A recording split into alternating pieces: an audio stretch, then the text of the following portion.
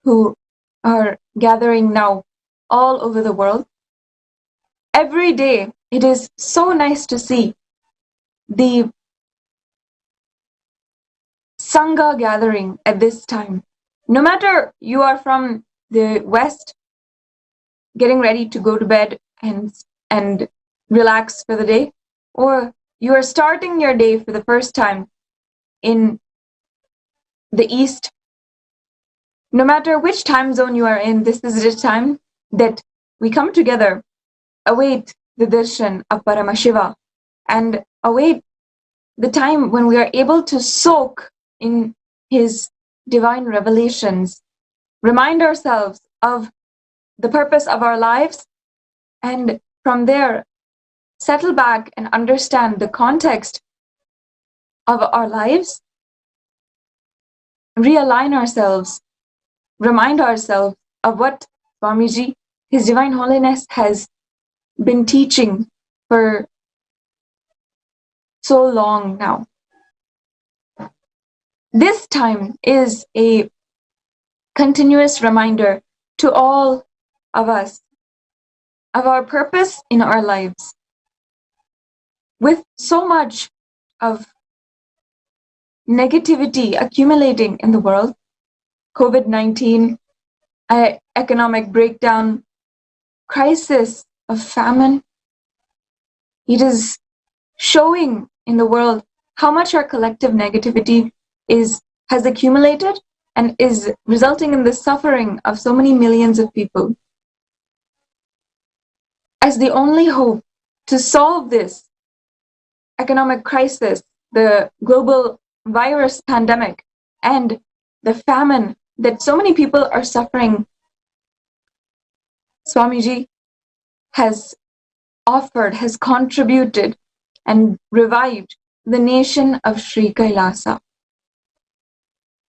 Sri Kailasa is a nation for the protection of Hindus and Hinduism, Hinduism being the most life positive happening on planet Earth. And it is a beautiful way to practice. It's a beautiful lifestyle that His Divine Holiness is reviving for all of us to experience, to practice. So I invite all of the viewers now to share this live video. Remember to share on all of the social media platforms which you are participating in, Facebook, Twitter, YouTube, whatever it is. You can share the video and be a light unto all of the world who is suffering with so much of negativity in so many different ways. Spread the message of Sri Kailasa and of Paramashiva himself in the body as Swamiji. So I'll give you a few minutes now. You can just remember to share the video and share to your family, your friends, even to people whom you don't know, because there is not a being on planet Earth which does not deserve and cannot benefit from the message of Sri Kailasa.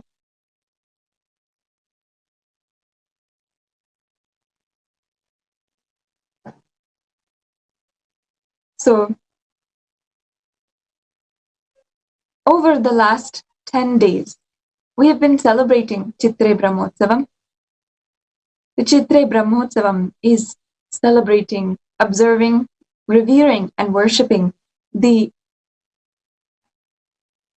Cosmic Mother and the greatest incarnation of the Cosmic Mother, Meenakshi Parashakti, the great matriarch of the Hindu civilization. Over the last 10 days, we have been observing the various happenings in her life and remembering how she evolved, how she came down to planet Earth, and she happened on planet Earth, how she manifested, then how she conquered all of the 8 directions, and she did the Digvijayam, conquering in all of the 8 directions. And then we saw her divine marriage to Sundareshwara Paramashiva, which happened in Madurai with all of the gods and goddesses to witness. Finally, today we will be seeing in Madurai and in the Nithyanandeshwara Paramashiva Devalaya as well, the great, when we offer the worship to her after her marriage, the great celebration which happens in a victorious procession.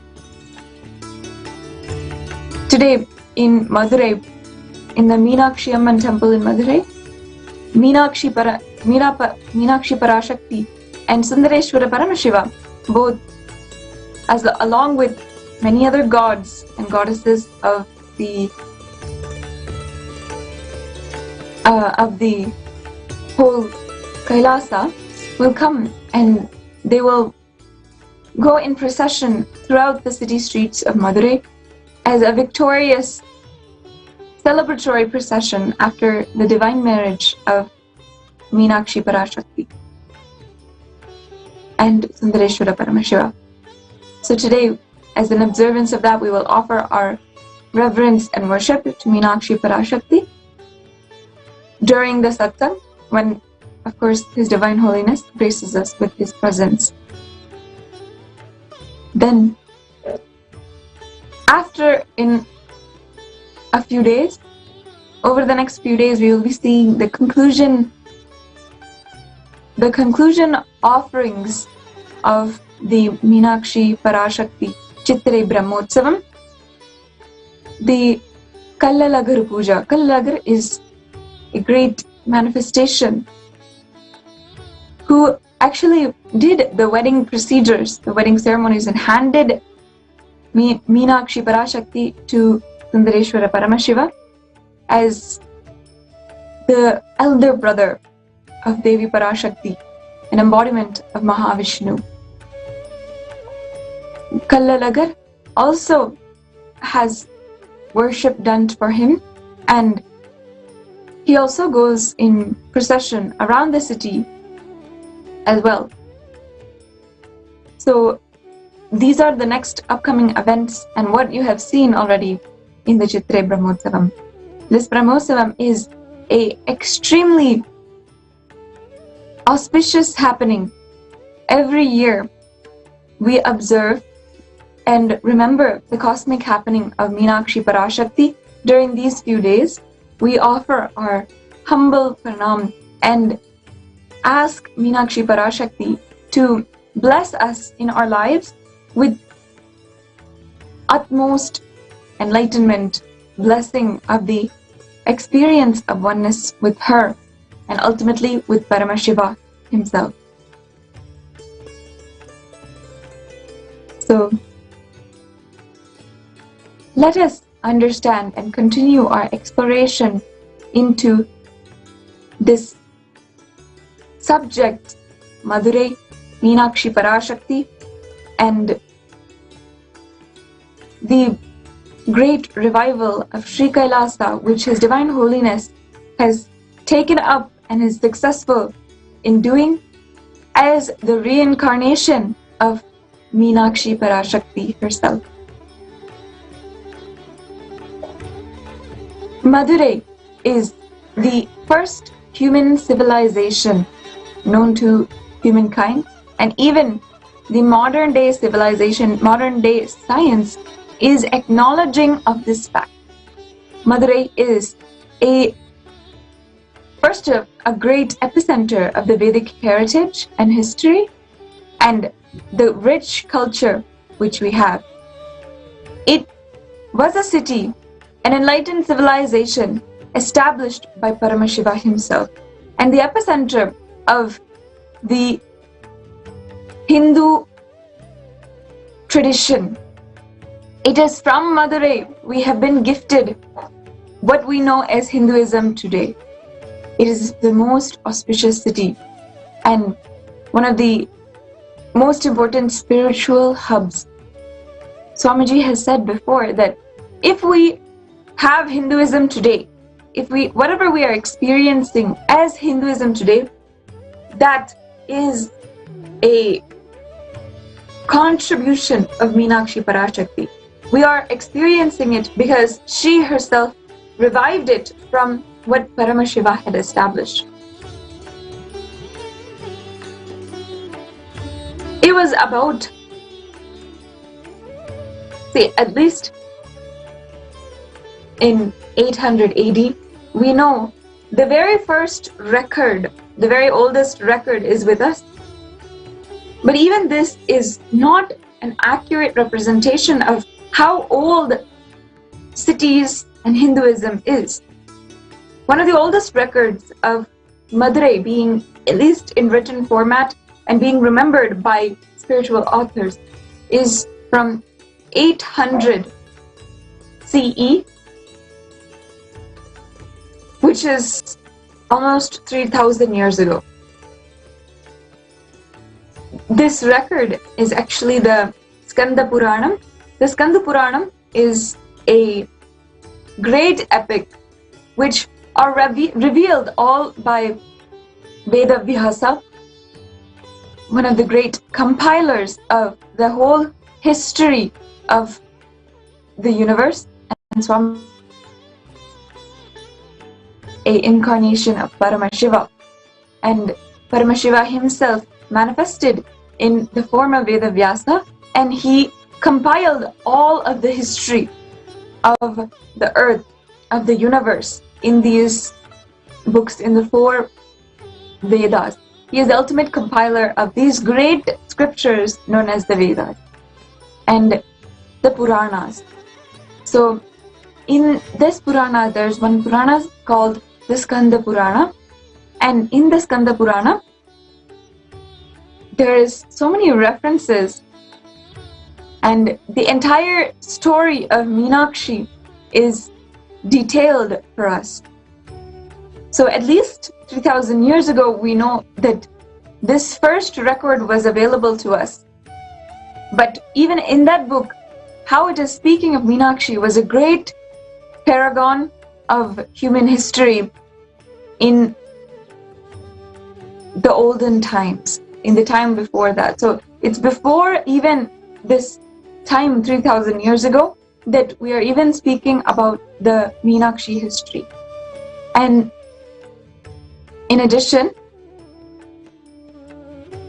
after Paramashiva had established the first human civilization on planet Earth in Madurai, Meenakshi Parashakti was the one who revived this civilization, and she had established for the first time the Shyamala Pita Sarvajna Pitam, the enlightened ecosystem contributing to the world, to bring the great Hindu tradition to serve the world. And as it is promised in Sanatana Hindu Dharma, whenever this tradition is lost, whenever it is forgotten, the great incarnations will come down again and again in order to protect it.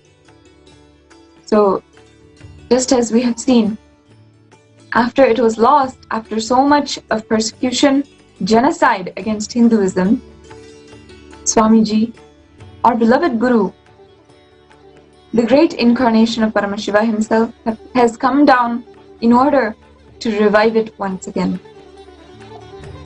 No being can be credited the revival of Sanatana Hindu Dharma other than Paramashiva himself, the one who established it. So, we know that Madurai is the very first civilization, human civilization. And in fact, the recent research, I think as of 2012, and going on from the last decade, in the last decade, we have gotten substantial research to show that Madurai in fact is the first human civilization, and the evidence all points to the Vaigai Valley being the first human civilization on planet Earth. Before this, people had thought that it was Mesopotamia or the ancient Egyptian civilization that had been the oldest civilization. However, with the excavation process, excavation that is going on in what is known as Keeladi, a little bit in the outskirts of Madurai, this excavation has been going on of a very ancient construction there that has been untouched for a very long time. And there's a article, even several articles and research ongoing on how this excavation has produced evidence showing that this civilization existed and was highly advanced, and it showed it was by the carbon dating of all of the items. It showed it was a very old civilization, older than Mesopotamia and older than ancient Egypt. If you see, these are the very items that they have found excavated from the Keeladi excavation point. There are many items which were collected and found, each of them providing evidence that this civilization which lived at this time was actually a very advanced civilization. It might be very hard for us as human beings in the modern day to imagine a world without technology that we are so attached to in today's day and age. But at this time, you can see how they lived so purely, but a very advanced and rich lifestyle. You can see even their handwriting, the traditional vessels that they used, the writing that they had, the graffiti that they had, was the very first letters in very, very old language that they had at that time. You can see the entire excavation site. It was actually, as one of the articles has described, is actually a very hard process to be able to study this excavation site. But in the end, it was extremely fortuitous to find all of these items, this excavation site, and really have a glimpse into how this first human civilization ever existed on planet Earth.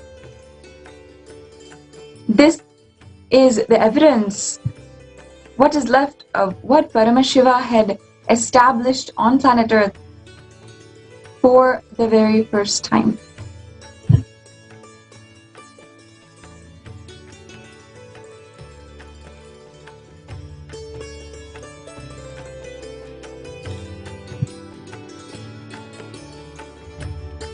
So you can see the construction, the vessels that are used at that time. Using of vessels and construction of architecture is a very profound evidence of an indicator of the intelligence of these people who lived at that time. It may have been almost 5,000 years ago, but it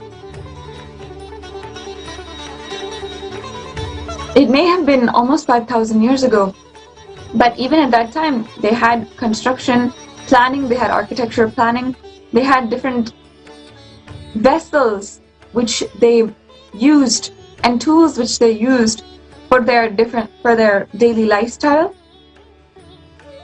And many, even if you have seen many precious stones which they used for worship, And here you can see the writing, the graffiti on the walls, which they used in order to communicate, in order to record things as well.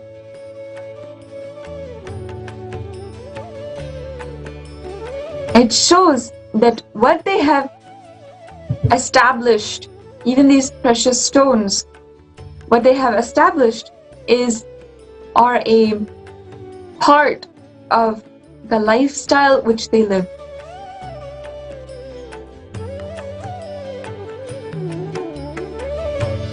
The archaeologists which excavated this land had named it the Vaigai Valley, means the civilization which happened in the valley of the Vaigai River.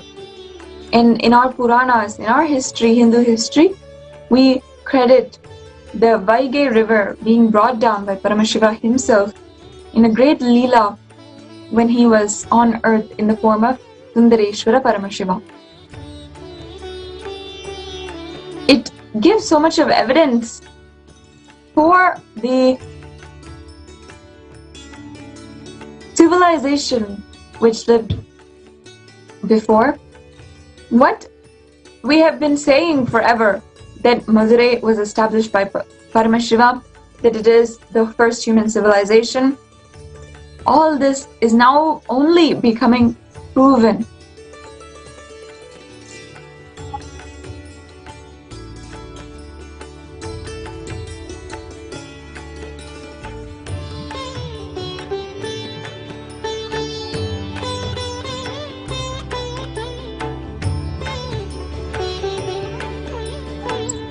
Archaeologists and scientists are yet to prove still that at this time the civilization was actually so advanced that the entire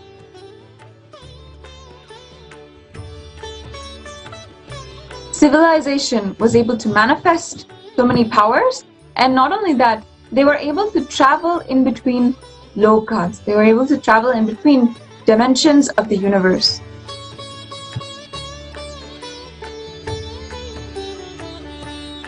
So with this, it has been shown that the very first human civilization is scientifically, archaeologically proven to be here.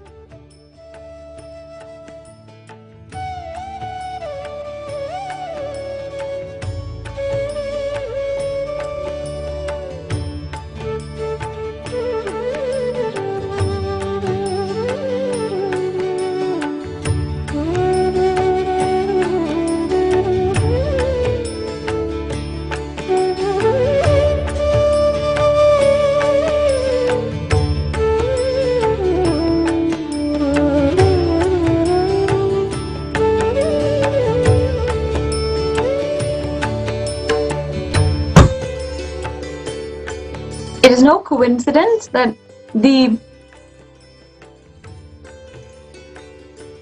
it's no coincidence that this civilization was found in Madurai.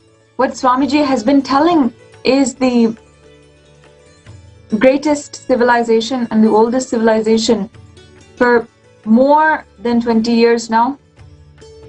He is now proven correct in the scientific way through all of these evidences that we found, that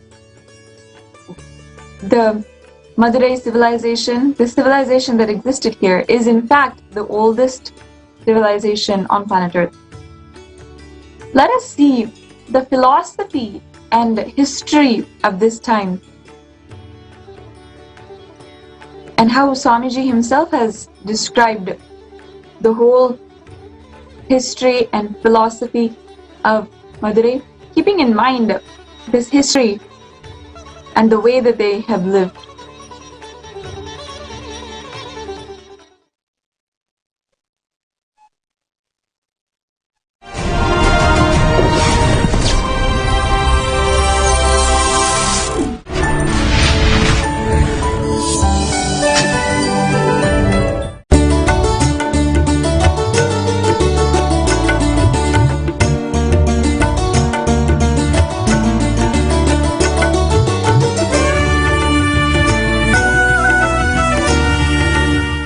today I'll start the philosophy and history of Madurai Adhinam. Please understand, this is world's most ancient Hindu organization. I can say religious organization. Forget about Hindu organization. Religious organization. I can say organization. See, organization started from religion. The idea of organization is originated from religion. The idea of religion is originated from Hinduism. So, if this is the world's most ancient Hindu organization, I can say this is the first organization on the planet Earth. Please understand, this is world's oldest organization. This organization has two history. One prehistoric period, another one recorded history. Recorded history, no doubt, no problem. The facts are there. I'll present it as it is. I'll read from the Akashic records and give you all prehistoric informations also. I'll give you all the prehistoric informations about the whole Adhinam and the whole tradition. I can say this will be the comprehensive history of Hindu religion. Comprehensive history and philosophy of Hindu religion. This organization is created directly by the first incarnation of Shiva, Sundareshwara, an incarnation of Devi, Meenakshi. Please understand, even the word incarnation is not exactly right, because incarnation means you assume, superconsciousness assumes human body and comes out. But Sundareshwara and Meenakshi did not live in any mother's womb, did not assume human body in a usual way, how we all have assumed human body. Meenakshi straight walked out of the Homagni, sacred fire, as a 3-year-old child. She did not stay in mother's womb and come out in a usual way. She just reduced her frequency from the Akashic layer, the sky, the space, straight to the physical level. She used fire as a medium. Please understand, there are 5 elements: earth, water, fire, air, and space. The beings who are living in the space are enlightened beings, Jivan Muktas, the divine beings. Beings who are living in this body, physical, earth, are human beings.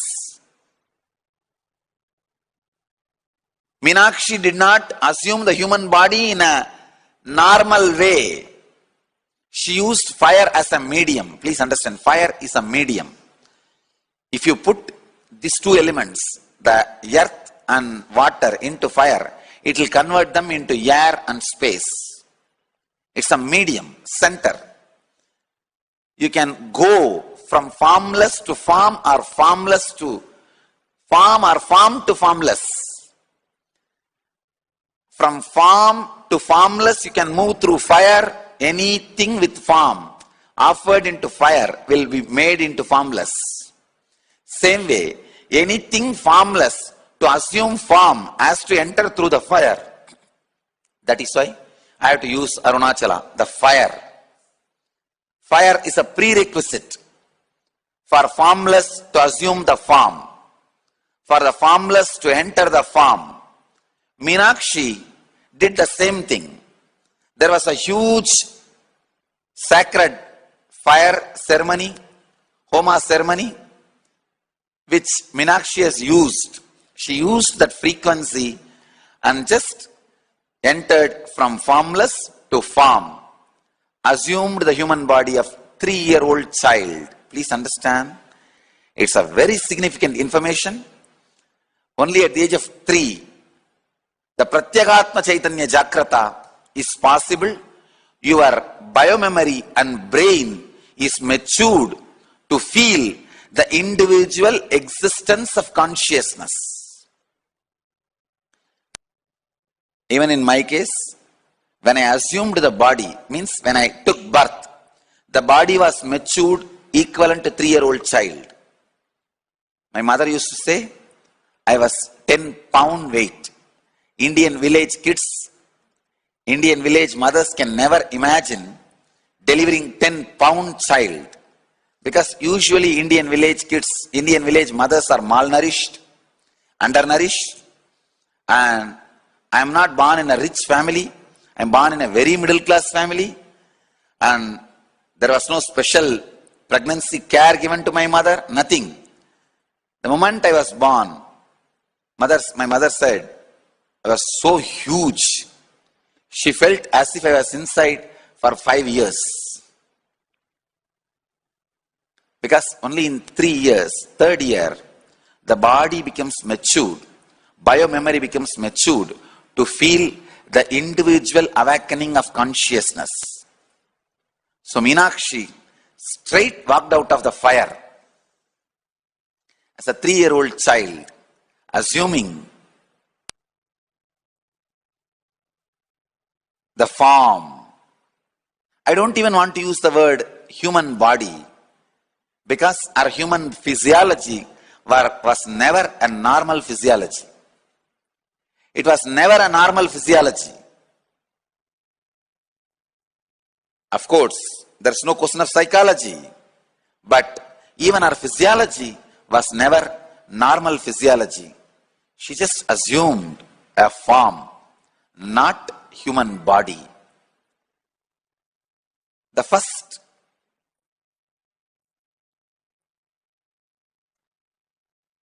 and foremost form of the Supreme Mother, Divine Mother, Meenakshi. See, till her appearance, in human plane, there was no monastery or religion, tradition evolved. You may ask, then how did they do the sacrifice? The Homa, it was done by the divine rishis.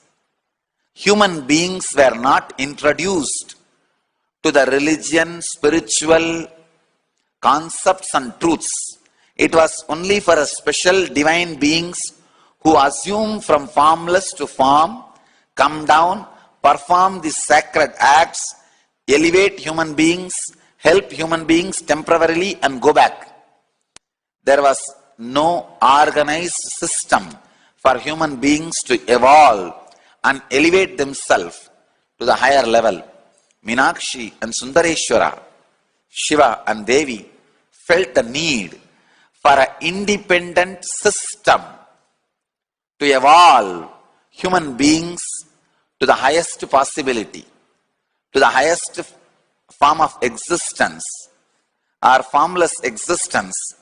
So Meenakshi Sundareshwara assumed the form to elevate human beings to the highest form, human beings to the highest existence.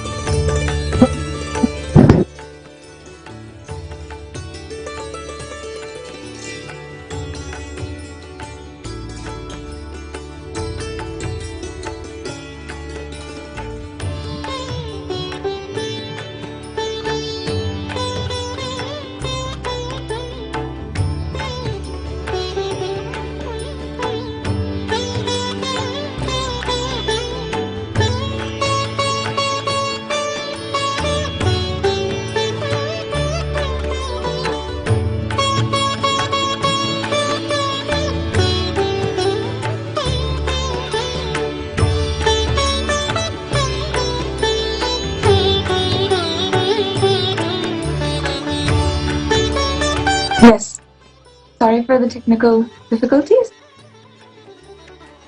As we just heard Swamiji speak about and elaborate, this was the very source of our civilization as human beings and as Hindus.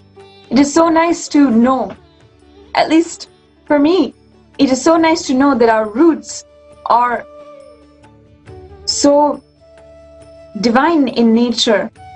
Meenakshi Parashakti, with so much of love and compassion, came down to planet Earth, and she had established this civilization once again after Paramashiva had consecrated it. She revived this civilization. That is what we are living today. This is the beginning that we had. This is the beautiful, auspicious beginning that we had. But we may have come a very long way as human beings. And unfortunately, we have detracted so much from the establishment, the world order which she had created at that point. His Divine Holiness in the last few satsangs has been telling over and over again to the 2 billion Hindus all over the world that the new world order is being established and the old world order is being destroyed. The old world order is a society that is completely based in greed, fear, in consumerism and materialism. All of these are the different ideals which we have somehow brought in society and have poisoned us as a whole community, as a whole society, made us limp and with limited understanding of ourselves and the universe. Swamiji has been describing to us the new world order and how it will be. In fact, what Swamiji has been doing the last 25 years is establishing, getting ready for this point when the whole world is ready to move on to the next civilization, to move on to the next era. So everything that he has contributed until now is making the foundation for this new world order. Let's explore some of those aspects that Swamiji has been reviving, and he has told that he has been reviving it from the very civilization which Meenakshi herself had established and ruled. For the first example, today, the failure of our medical system is what we are suffering from the most. Not just in a COVID-19 pandemic, which almost 500,000 people have been affected by worldwide. Not just in that way, but in the way of medicine, healing ourselves, the pharmaceutical industry, nexus with the food industry and with the advertisement industry and the media industry. This poisonous nexus has overtaken our lives, has overtaken our minds to the point where we have no control anymore over what we are experiencing as health, as a healthy body. Swamiji has been reviving the great practices, Hindu tradition, which are free from these three things: media influence, pharmaceutical influence, and food, and poisonous, unhealthy food. This nexus has taken over our lives to the point where there's no healthy, the very definition of a healthy body is extremely obscure.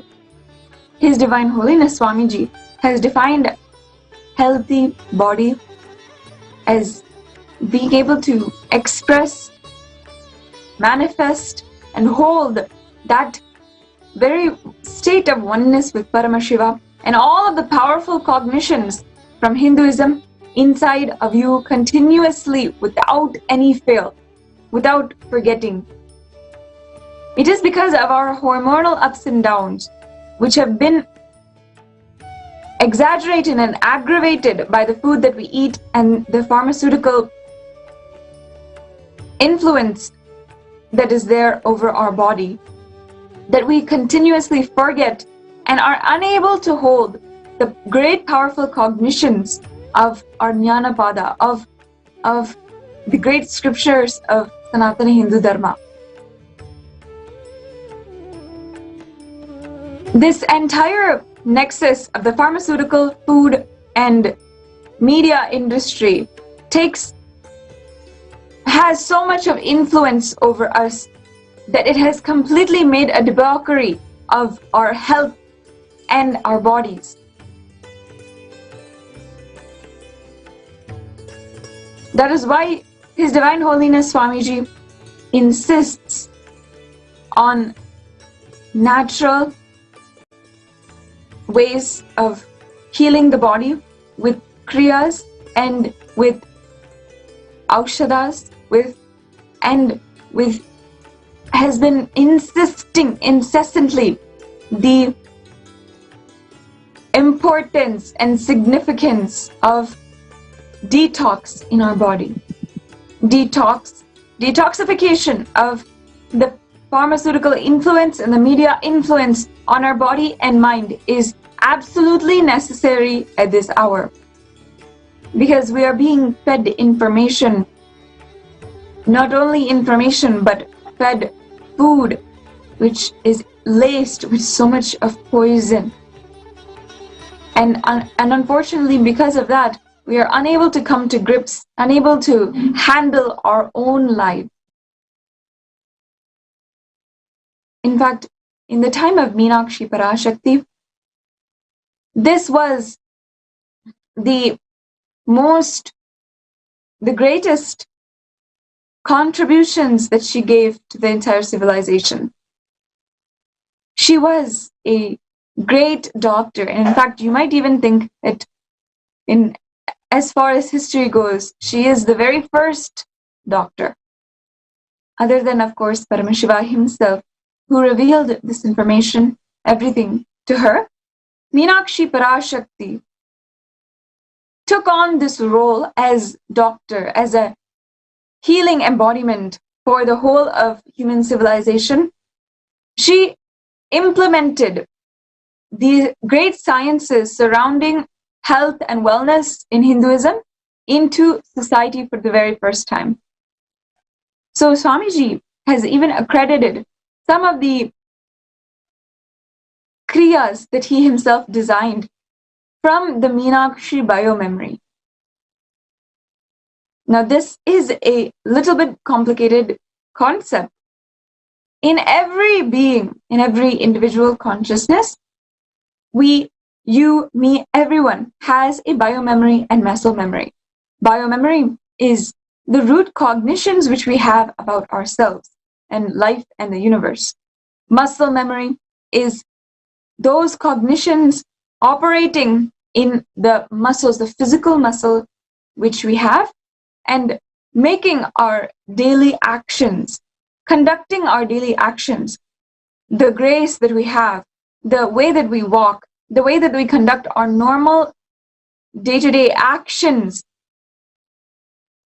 is all rooted, is all what we call the muscle memory. Sometimes many traumatic incidences get recorded in our muscle memory, and that is why we might have fearful reactions and a certain kind of physical exertion, physical expression when it comes to a certain event or a reaction to a certain event. So this biomemory and muscle memory are important components of each and every one of us. His Divine Holiness himself has explained in very great detail about this biomemory and muscle memory, and explained also that what he does in the whole process of spiritual processes, initiation, he completely clears and heals our biomemory, muscle memory, and makes space for new biomemory, new muscle memory to be established in the inspiration of our Ishtadevata, inspiration of Paramashiva himself, to be established out of greater powerful cognitions. For incarnations, the biomemory and muscle memory is a completely conscious choice. They have a choice, they have their conscious exertion implemented over what is their biomemory and what is their muscle memory, which they exert. And it is so deeply grounded in their experience of oneness with Paramashiva that we ourselves are able to understand, are able to experience that for ourselves. If you ever have been in the presence of His Divine Holiness Swamiji, you know that the minute you are in his presence, for some whatever reason, you might forget all of your problems in your entire life.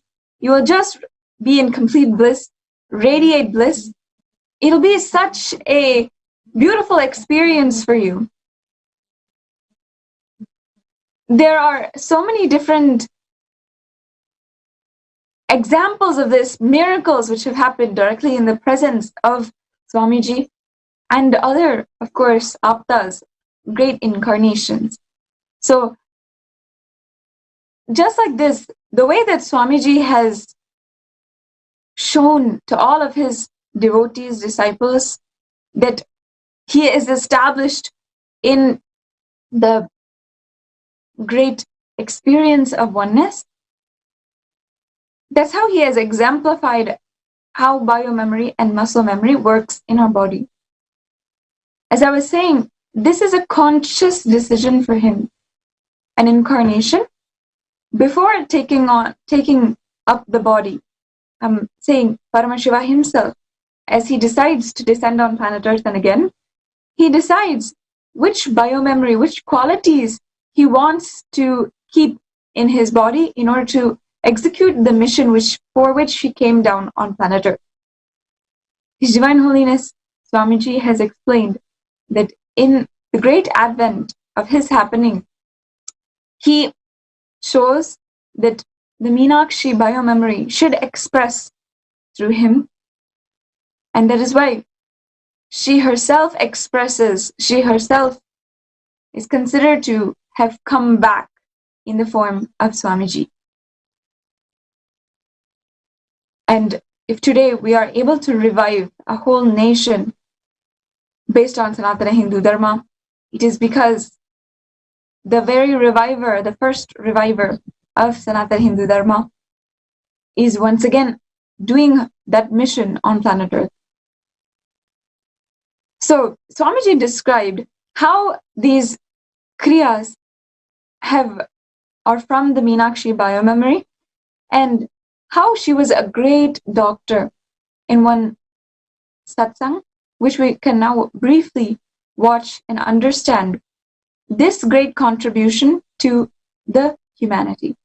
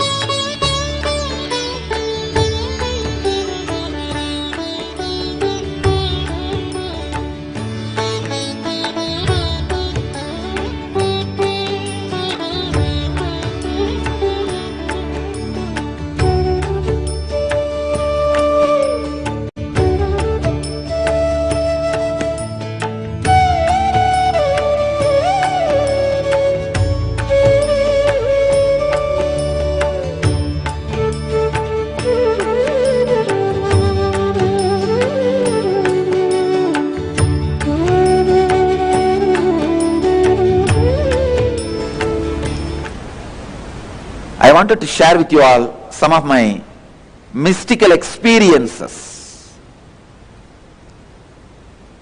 Few days before, I went to Madurai, a consecrated temple, one of the oldest energy center in South India, place of Meenakshi, Hindu goddess, the mother of the universe. I have a strong connection with Meenakshi. It is her blessings and her biomemory with which I am developing all these different yogic kriyas for the different physical disorders and mental disorders. Through her blessing, when I had some of the downloading of Meenakshi's biomemory, I realized many of the extraordinary truths related to yogic physiology and yogic psychology.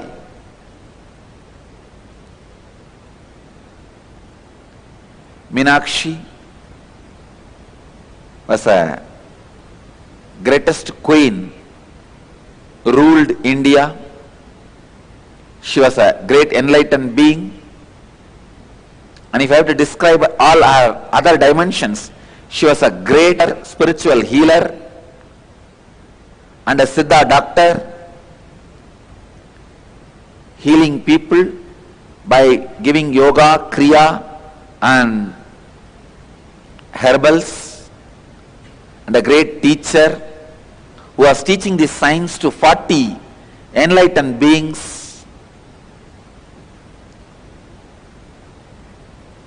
So after having her darshan in the temple, intense downloading of that biomemory was happening in my system continuously, almost 10 days. I have not slept. I am just sitting whole day and night and allowing the downloading to happen.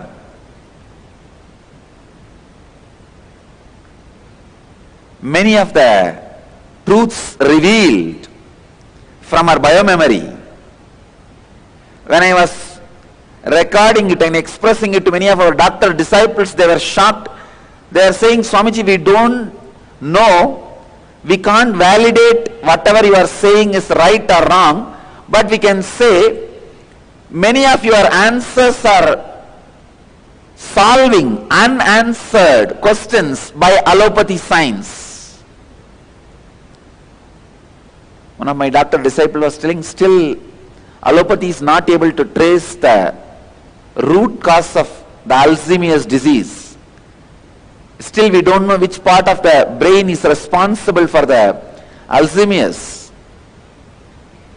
I realized from the Meenakshi's biomemory, Alzheimer's is the disease happens because of the spleen and liver. It has nothing to do with the brain. So many extraordinary revelations related to yogic physiology and yogic psychology was continuously happening in me.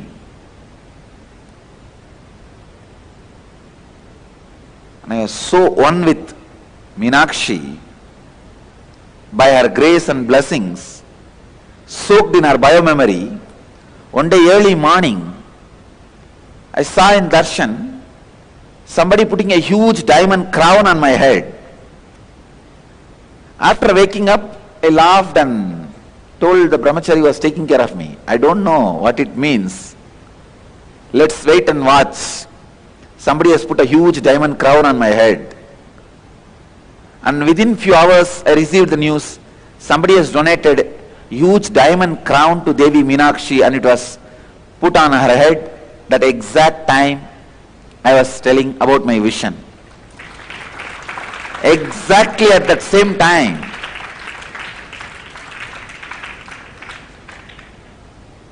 somebody has gifted diamond crown to the Meenakshi temple and they have put it on Devi. Of course, Then immediately, the moment they brought this news, I told my brahmachari, find out who is the person who donated. He is a great devotee. Tell him Devi has accepted his crown. I saw in the vision, Devi has accepted. See, at that moment, I was so intensely feeling connected to Meenakshi. I could just see that crown was put on her body. In that extraordinary Bhava Samadhi, I was feeling very clearly the whole earth is getting consecrated. The possibility is opening.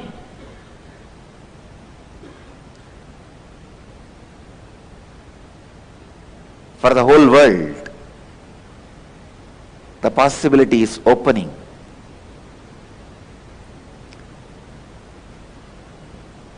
I could see very clearly the powerful methods and kriyas, meditations getting downloaded into my system. I was wondering why suddenly so many things are getting downloaded, because now I am developing kriyas to clear almost 200 different mental patterns and 200 different physical disorders.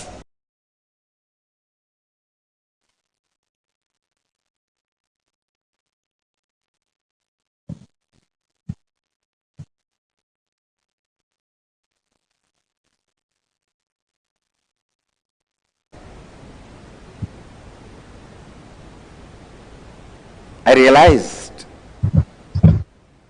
now it is time for the people to transform. That is why the material is getting supplied. Please understand.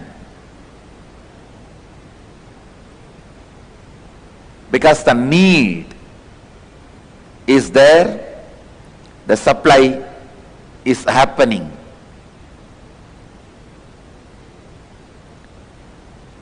Your thoughts have weight. When the weight of your thoughts reduces, you will experience certain vacuum within.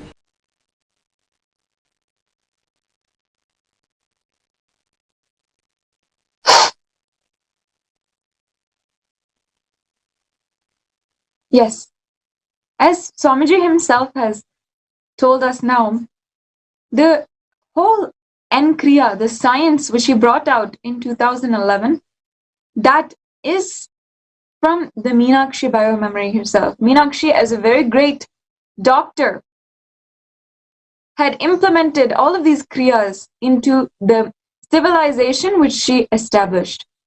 Now, His Divine Holiness Swamiji is in fact gifting us all with this science once again. Not only that, not only N-Kriyas, but Aushadha, Samyama, all of these are contributions, great sciences from Sanatana Hindu Dharma, which is accredited to Meenakshi herself. She was the one who first brought down Hinduism, this great science of awakening super consciousness, to planet Earth for the first time. Even as recently as this COVID-19 pandemic and outbreak, when humanity was facing so much of panic, uncertainty, insecurity of what the future is holding, Swamiji implemented only the Hindu practices and led the world in healing this pandemic. He has given this understanding to the whole humanity now, that it is not just a health concern for all of us, but it is a new world order which needs to be established. He has been extremely clear, telling and guiding the whole humanity on how we need to reassert the consciousness-based principles in our daily lives. On March 14th, His Divine Holiness started the Pache Patani Vratham for 28 days, simply, he fasted in order to lead the world in a great healing of this COVID pandemic and immunize, boost the immunity of people with this vratam. This vratam is a very unique fast, spiritual fast in Hinduism. It is told that in order to heal humanity of a pandemic which happened ages ago, centuries ago, Devi Parashakti herself had taken on this Pache Patani Vratam. Mariamman herself had taken on this Pache Patani Vratam, and she, known as the Nithyananda Nirahari, eternally blissful in never needing to partake, continuously being full, eternally blissful in doing Nirahara. She is known with that name in these verses, and it is referenced in the scriptures that she herself has taken up this fast in order to heal the world and sacrifice herself in order to heal the world of a pandemic. In that same way, Swamiji himself took up the Pache Patani Vratam in order to lead the world in healing coronavirus and bringing the super conscious breakthrough which is needed for the world. By doing this Vratam, he is realigning millions of people and reasserting the need of consciousness-based principles. The healing medicine system must be based in Hindu society, in Hindu principles. And that is what he is gifting and telling to the whole world.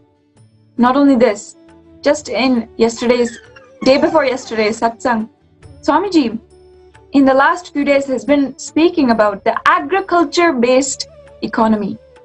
He says, and he has been saying for the last 25 years, that the current economy will not be able to survive in the future. It will not be able to survive. Especially we are now seeing how economy is struggling, is at crisis, and so many people are suffering because of it. Is this whole entire system is destabilizing now. He guided all of the citizens of Sri Kailasa, all the devotees, and he told that if you have a land, if you have agricultural land, do not sell it. It will be the basis of economy in the future.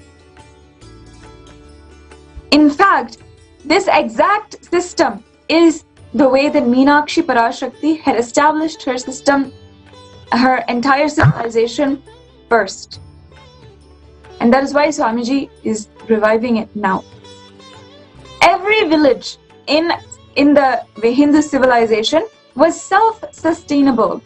All the crops, all the grains, the vegetables, fruits, nutrition was provided within the same city, within the same village that one person is from.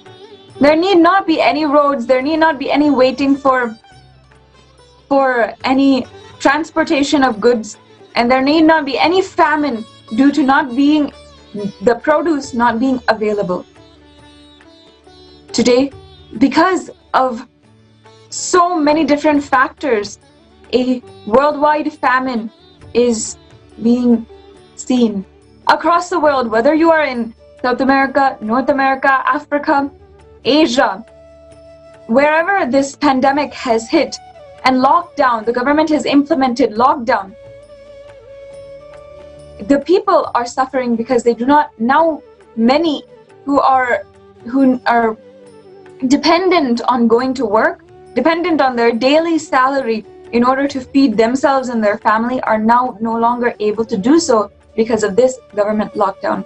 And unfortunately, the institutions in place today have not been able to cater to the society, to the class of society, which is majority of society, who is dependent on their daily salary.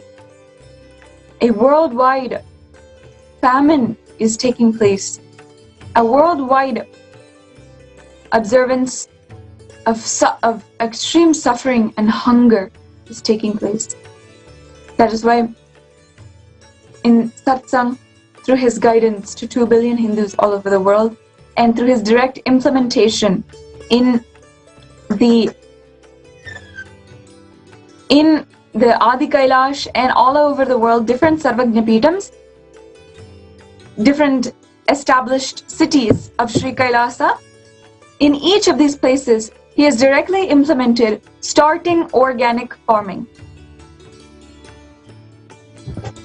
Completely now, the Adi Kailash has implemented ways to become self-sustainable.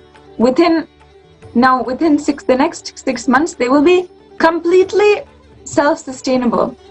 Building a model ecosystem like this is what Swamiji has been guiding all of the Sri Kailasa Vasis, not only for the last 25 years, but now as a reaction, as a direct implementation upon the COVID-19 outbreak of 2020. Now it is working in multifold force.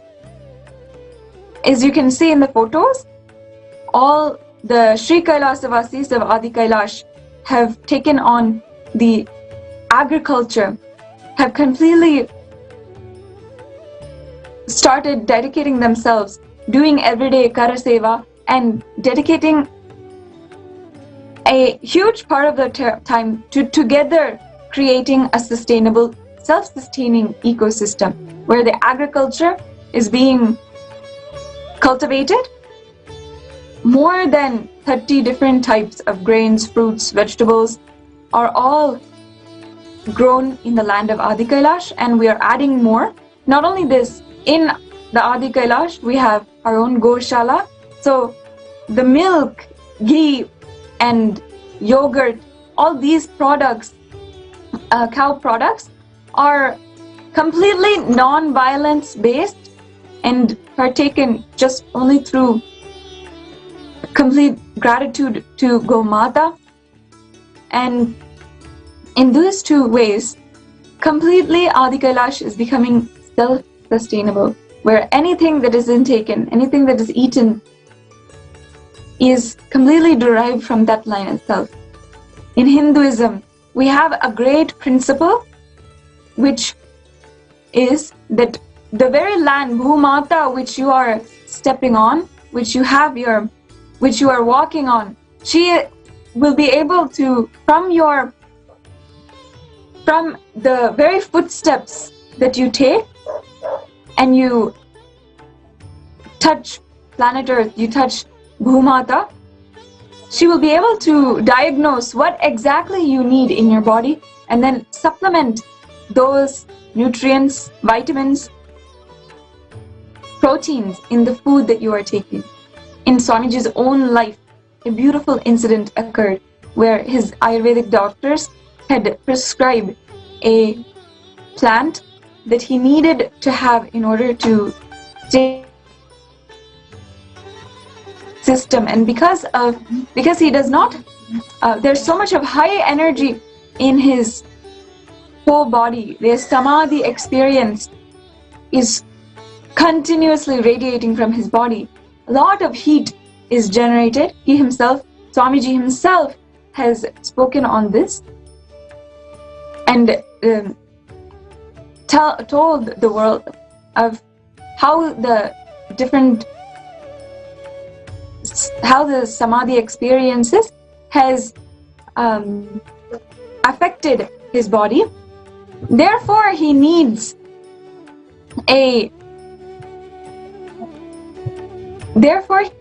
certain herbs in order to sustain and stabilize entirely his whole system. The doctors who were taking care of him prescribed a certain herb in order to completely benefit him and stabilize the health. then His Divine Holiness Swamiji saw that this particular plant was not even available anywhere in the ashram, in the whole Adinam, and on top of that, it was not available in the community and direct surroundings. They were not sure where to get this particular herb. So then Swamiji just left it and said, okay, we can figure it out. He knows that somehow it'll be found. Within just a week, that very plant which Swamiji needs had been manifested, started to grow in the Adi Kailash courtyard where Swamiji stays. It was such a beautiful miracle. In this way, Bhumata, the earth, responds to the needs of our bodies. If we are in oneness with the earth and our surroundings, the earth will respond and give us the nutrients which we need.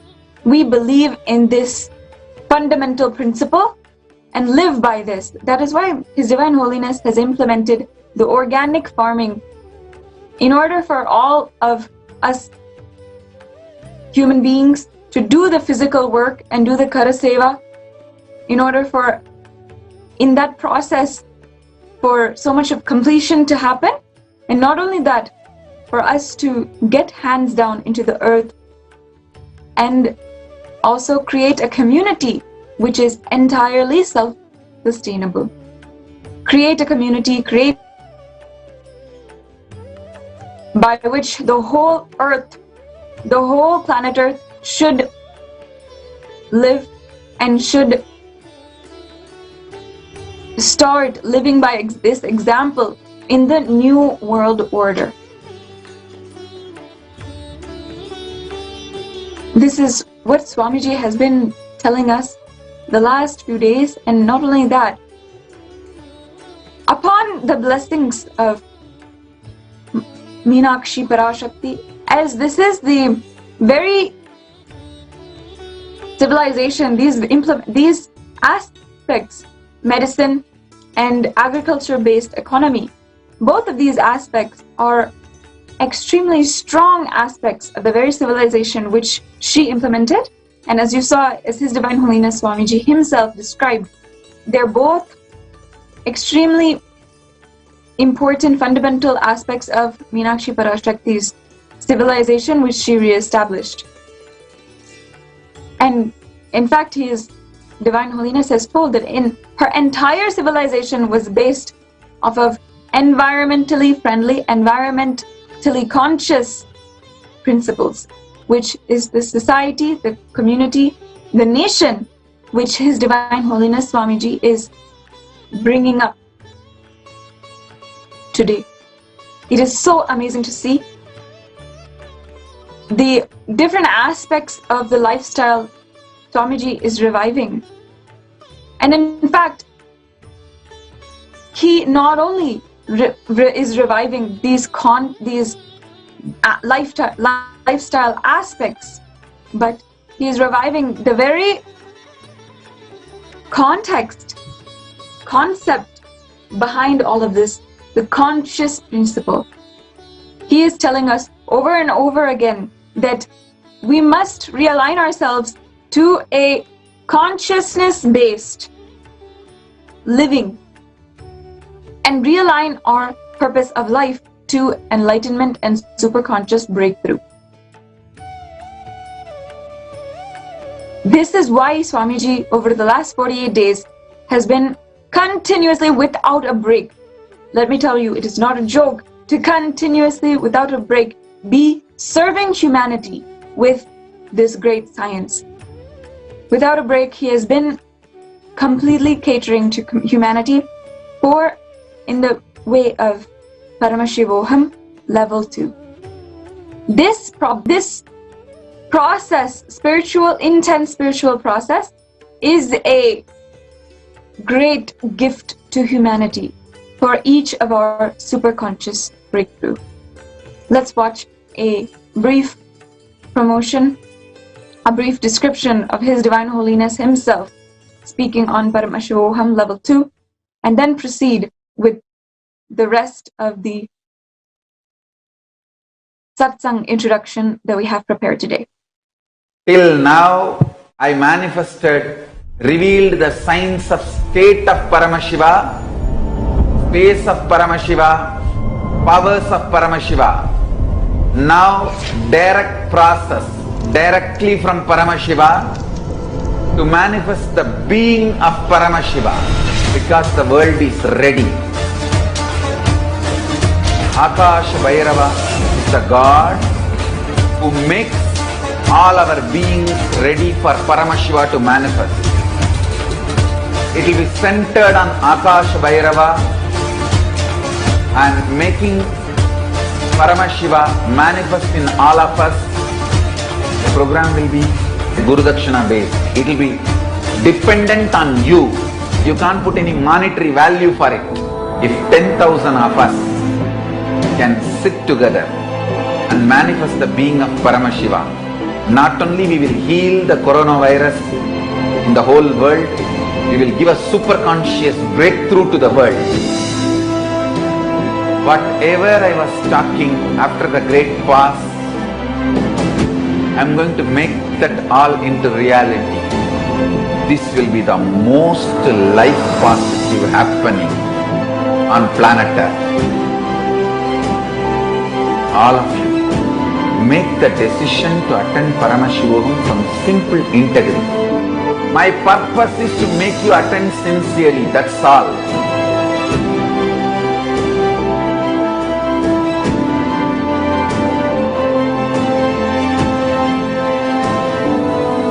Till now, I manifested, revealed the signs of state of Paramashiva, space of Paramashiva, powers of Paramashiva.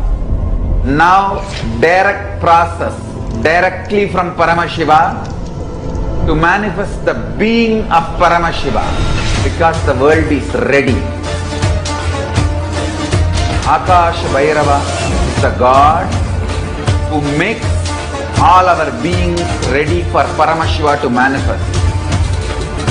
It will be centered on Akash Bhairava and making Paramashiva manifest in all of us. The program will be Guru Dakshina based. It will be dependent on you. You can't put any monetary value for it. If 10,000 of us can sit together and manifest the being of Paramashiva, not only we will heal the coronavirus in the whole world, we will give a super conscious breakthrough to the world. Whatever I was talking after the great fast, I am going to make that all into reality. This will be the most life positive happening on planet Earth. All of you, make the decision to attend Paramashivam from simple integrity. My purpose is to make you attend sincerely, that's all.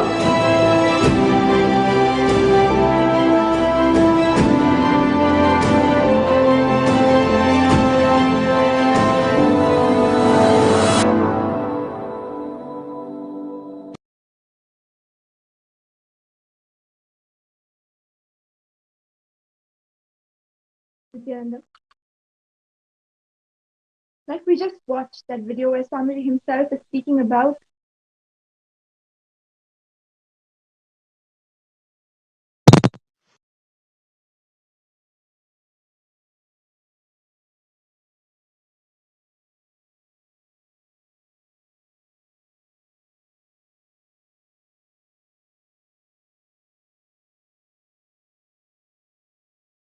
Nithyananda Paramashivam. Om Nithyananda Paramashivam. Om Nithyananda Paramashivam. Om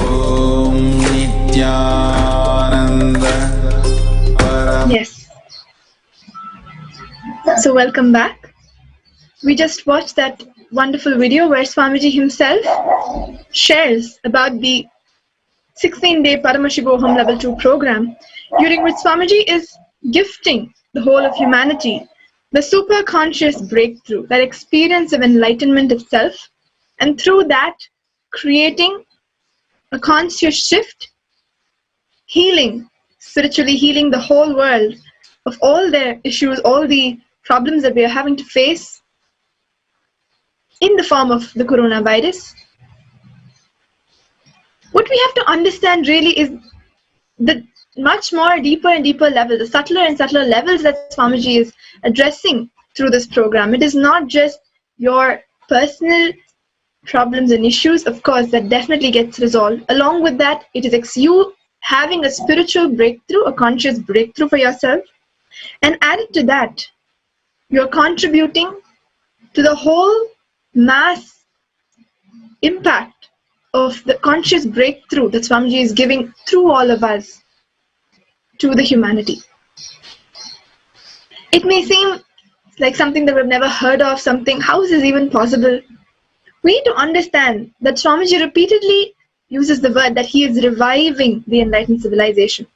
This science of enlightenment that Swamiji is reviving is something that has been established as the Hindu civilization that had flourished and has already proven to be the ideal civilization operating out of the cosmic principles with the best spiritual experience for the individual and seeing the best of success in the outer world, be it trade and commerce, be it in research, medicine, everything, like Masada Shripriya was sharing with us. Back then, in Devi Meenakshi's time itself, we had the most advanced techniques of medicine, agriculture.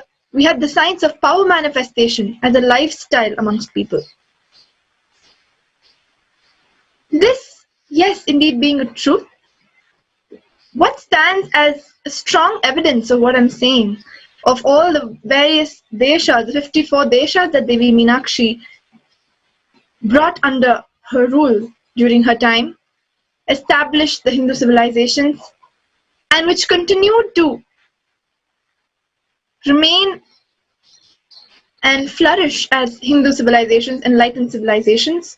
One of the major evidences that you cannot overlook is the beautiful structures, the monuments, the temples. The temples that we see established in various parts of the world, not just in India, but even beyond, whether it's Pakistan, in Cambodia, Indonesia, Bali, Sri Lanka, or Malaysia, and various other countries that today may not be Hindu, but were definitely a part of the Bharata Desha, the Hindu subcontinent, this Hindu land, which lived and practiced the science and the lifestyle of Sanatana Hindu Dharma. If you even have a look at the temples, for example, the Angkor Wat temple in Cambodia, it is not something that was just built over a few years when maybe a few Hindus, a civilization survived for a short period of time. No, this temple was built over generations, and it is not just a monument. If you just look into the intricacies of the carvings, of the deities, of the sculptures in that temple, you can clearly see that the space from which all the people lived, they were not just slaves, or they were not just citizens living, but they were literally radiating high inspiration, excitement, and that space of enlightenment. And only then can we even imagine, only then can we even plan and strategize and execute such a huge project of building a temple. Just by, like how Swamiji has multiple times said, the civilization, what they think is the best for their future, for them, what is their best experience in life, that is what they will build and leave for the future generation. If you always thought that baseball was your best experience, then you would build baseball stadiums for your future generations. Maybe if you thought food was the best, then you would build restaurants for your future generations. But it is very clear that all these were Hindu civilizations based on the principle of enlightenment, and hence they built huge temples to sustain and radiate that space of enlightenment. Let us watch a video where Swamiji himself explains that how, on studying the Angkor Wat temple, how we can understand the civilization that had existed in that time and what the space that they operated from and what kind of a civilization that they were.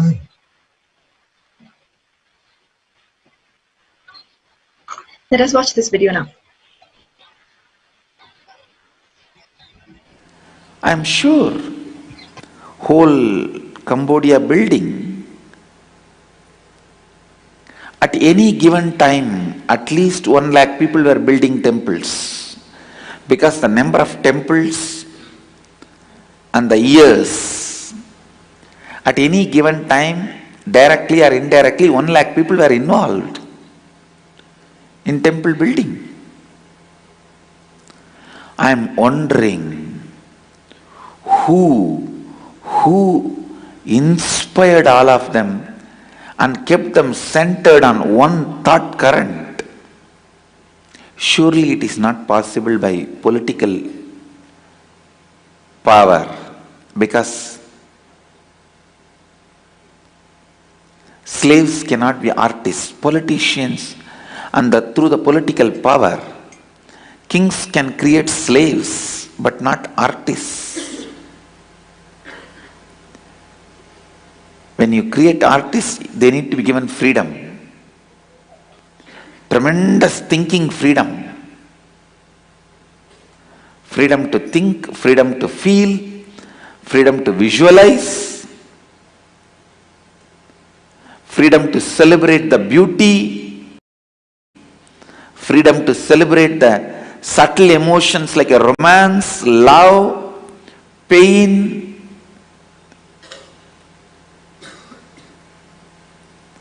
Slaves don't even experience pain. Understand, that's the truth. They become insensitive even to pain. It's only artists experience the subtle emotions of life, which are fulfilling. Subtle emotions of life, only people who experience subtle emotions of life can be artists. Only people who experience the higher awakening like Kundalini Shakti can be spiritual artists. Here, if 1 lakh people are working to build temples, I tell you, at least 80,000 they need spiritual artists. 80% of the workers should be spiritual artists who awakened their Kundalini. Who gave them that kind of an insight? Who gave them that kind of an intelligence, enthusiasm? Working in stone is not a joke. I tell you, we are working for months now. We have not built the temple beyond the ground level. It is still in the underground level. It is still not crossed the ground. How did they create inspiration? How did they create enthusiasm? How did they create excitement? Knowing that in their generation they may not see the completion of the temple. How? I tell you, at least 10 beings radiating the charisma to the level of at least incarnations were living and guiding. That is the only way this large size, this large size actions can happen. This large size truths,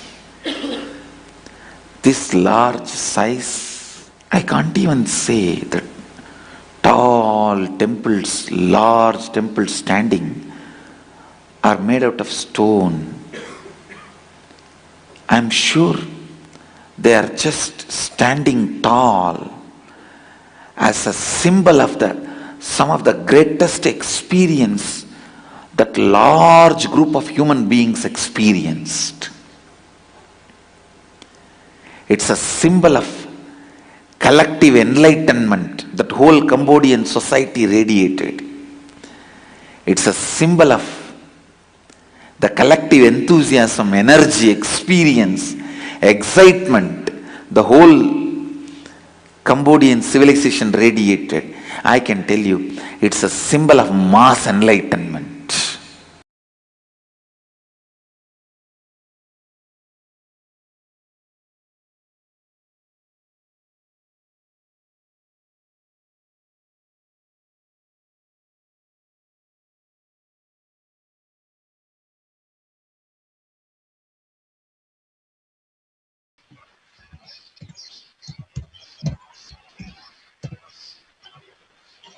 Yes, beautifully Swamiji has explained in that video, and from that it is so clear that it was not just Hindu rule, it was not just a population that was ruled by political power, but we were a civilization, an enlightened civilization by itself. So we can see that these temples, we just saw one example, but all these temples established in the various places that I mentioned, be it Malaysia, whether it's Sri Lanka, Indonesia, Mauritius, and so many other places where after Meenakshi went crossing the oceans, establishing and controlling, I wouldn't say controlling, after combining all the 54 deshas, bringing it under one rule, she established the enlightened civilizations in all these places. And that is so clearly evident from these temples. But unfortunately, just taking the very example of the Angkor Wat temple, we will see that today it is only a stone structure, not an active functioning temple anymore. These temples were built for the purpose of radiating that space of enlightenment, and Swamiji has said that indeed, yes, they do have that potential of radiating the cosmic energy, the enlightenment, the space of enlightenment, and being like an incubator, being a center that radiates high energy vibrations. And Swamiji himself, when he conducted the Paramashivoham program, the Shivoham program back then a few years ago, Swamiji mentioned that he would be conducting a lot of processes in the Cambodian temple itself, which we saw that Swamiji did with all the participants in the Cambodia temple to revive the space and the cause for which these temples were created. Let us now watch another clip about temples, Hindu temples, which are not just worship altars, but they are the living abode of gods and goddesses. Let us watch this while we proceed further with this segment. Temples used to be the greatest, not just worship altar or connecting with the divine gods and goddesses of Kailasa. It used to be the largest, best hospitals, largest, best art flourishing centers, whether dance, music, painting, sculpting, all the best things, and psychological healing centers. All the best things of the life used to flourish from temples.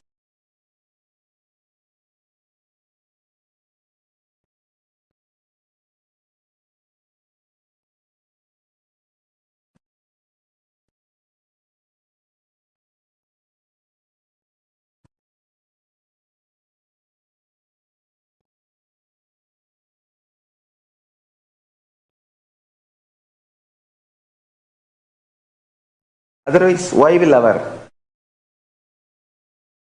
great rishis and great kings, our ancestors, the most intelligent people, will build such large temples? I tell you, Tanjore temple, Tanjavur Brigadishwara temple is still the record unbroken. Unbroken record for last 1,000 years. Nobody is able to break that record. Even to visualize and comprehend that, it took 10 years for me. Still, I have not completely made the master plan. I had the desire that I should build a temple little bigger than that. I am only in the stage of conceptualizing and visualization. It took 10 years for me.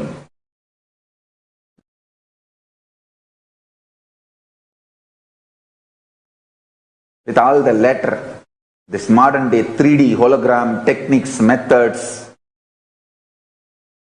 I'm using computers where I can just imagine, visualize, see anything in 3D. Even with all this modern day technology, it takes 10 years for me to grasp how Rajarajan would have built, but he built the whole temple within 6 years. To study and grasp and understand the science, it is taking 10 years for me now.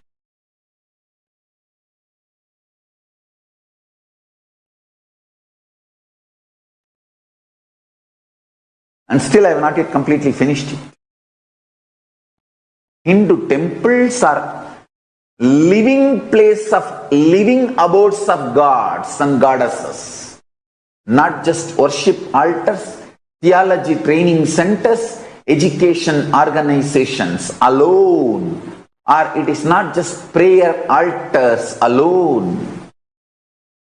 It is living abode of gods and goddesses. That is why once a Hindu temple, the prana pratishtha is done, consecration is done, you can't move it, you can't sell it. The Hindu temple land loses real estate value. It doesn't belong to any more planet Earth or planet Earth's real estate market. There is no real estate value for Hindu temple.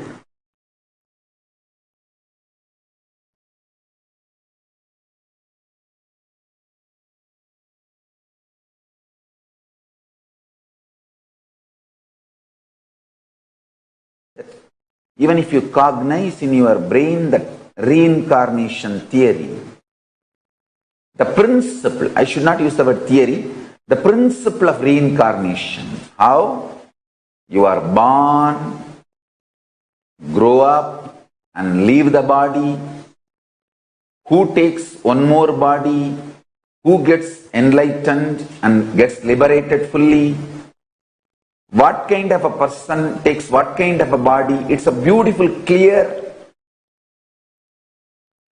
understand, invisible but tangible, clear, definitive science. Do not be fooled in this modern days, in this scientific age. Whatever I can't see, I won't believe. Don't be superstitious. You don't see the Wi-Fi connection. You can only feel it.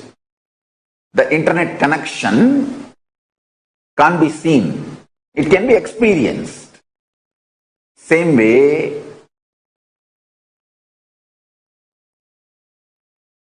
you can't say, oh, because I don't see Wi-Fi connection, I cannot believe it exists. Don't be superstitious. Don't be brainwashed by anti-Hindu mafia, anti-Hindu media mafia.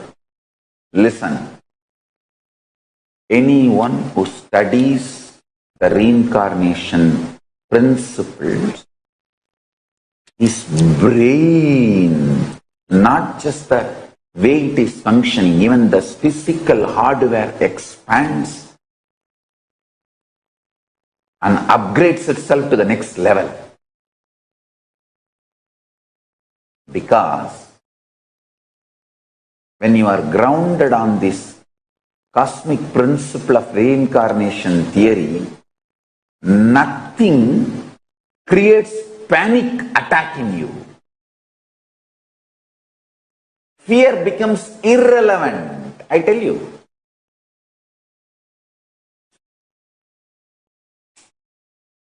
Just like how you plan for your food after 3 days or 3 months or 3 years, you don't get panic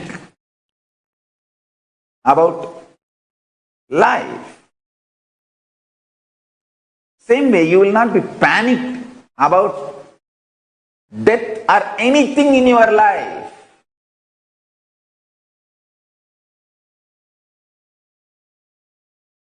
I'm telling you, when you don't cognize the reincarnation principle of cosmos, even not having tomorrow's meal, you will be panicked. I don't have toilet paper after 3 weeks, you will be in panic. And you will have panic attack, depression. You need psychiatric drugs. I tell you. Why Hindus are so successful wherever they go and settle all over the world? Because fundamentally, even little bit they learnt from their parents and grandparents about Hinduism is strengthening their whole guts and system. I tell you, every cosmic principle manifests so much of strength and powerfulness in you. You can't be psychologically broken. You can't be consciously put in poverty. I tell you.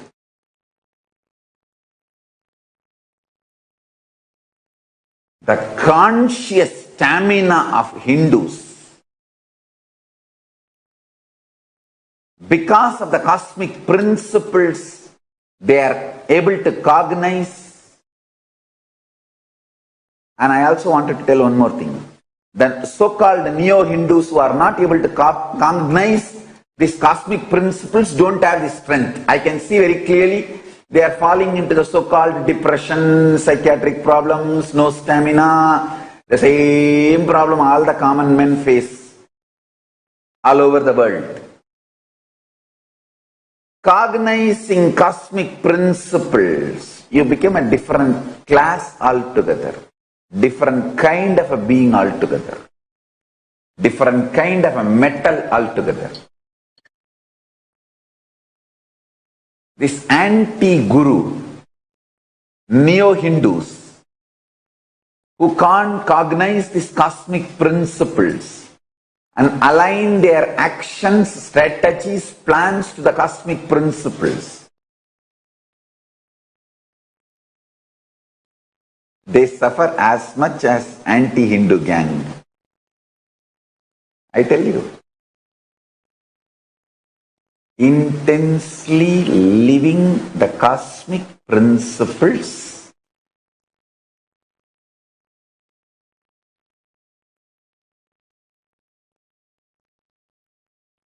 makes you grounded on cosmos.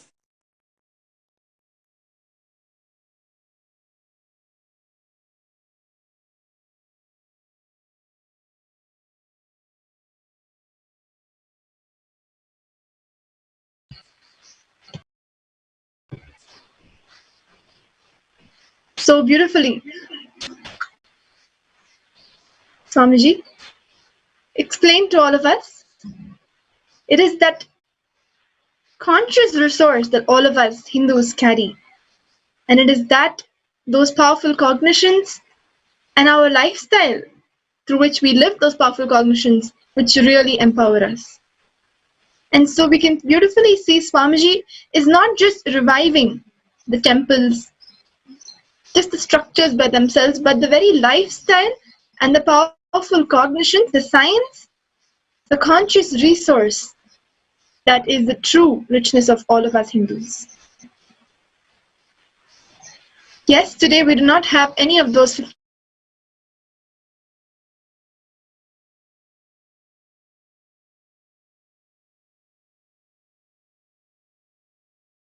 Hindu nation, Sri Kailasa, and through that uniting, bringing together all the Hindus, all the practicing Hindus, and gifting them that experience of enlightenment, which was our true resource. Like how Meenakshi brought together all the 54 deshas under her rule,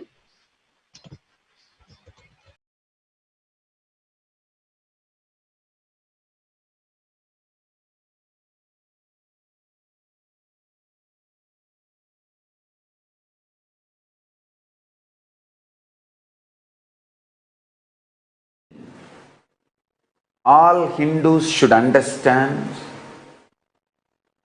even though we are not reason for the problems, we Hindus should take the responsibility to find solutions, because from the time immemorial, Hinduism is a religion, tradition, continuously, immensely contributes to the world by finding solutions for every crisis humanity faces. Every crisis humanity faces, Hinduism found solutions. Hinduism is the religion which has seen at least 5 complete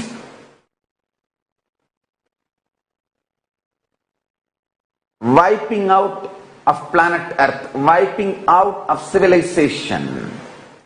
And we have knowledge, we have recorded and documented every time when the civilization was wiped out, how we rebuilt it. Please understand, we Hindus have knowledge. All the 18 Puranas and Upapuranas are history, cosmic history, not mythology. At least 5 times the whole civilization was wiped out on planet Earth, and we handled it. We handled the crisis. When there is a global emergencies,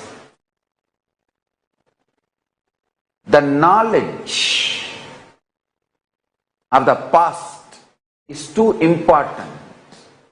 How human beings handled it, what all the methods successfully helped human beings to recover from the global crisis. Understand? First thing, Hindus need to realize you have solution. Please look back your history. Stop abusing them as mythology, because anti-Hindus have abused it. That's the first thing I wanted to share.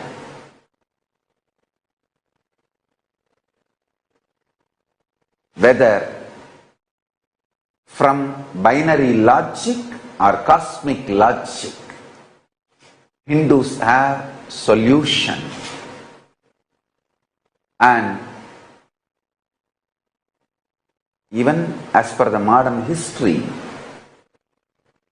even as per the date, time, binary logic recordings, historical archives, it is well established fact, Hinduism is the oldest knowledge tradition. oldest knowledge tradition still alive, the oldest living civilization which has faced large number of this kind of crisis in multiple levels, whether health related pandemics or natural calamities, all the global crisis human beings faced, we have the clear knowledge, we have clear manual, how we handled it.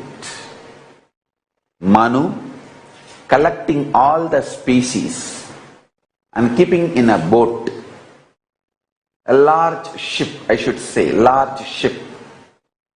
And after the world's greatest deluge, parking the ship in the land, available land, and restarting the civilization is a history, not mythology. The large shark which pulled the ship, that shark remains as the flag symbol of Pandya kingdom. Manu's ship, large ship, landed near Kanyakumari. Manu had one son, one daughter. The daughter was given the area called Kumari Kandam. That is why that is called Kanyakumari, and the land connected to Bharatavarsha. The son's name is Elam. He was given Sri Lanka. That is why Sri Lanka has the name Elam.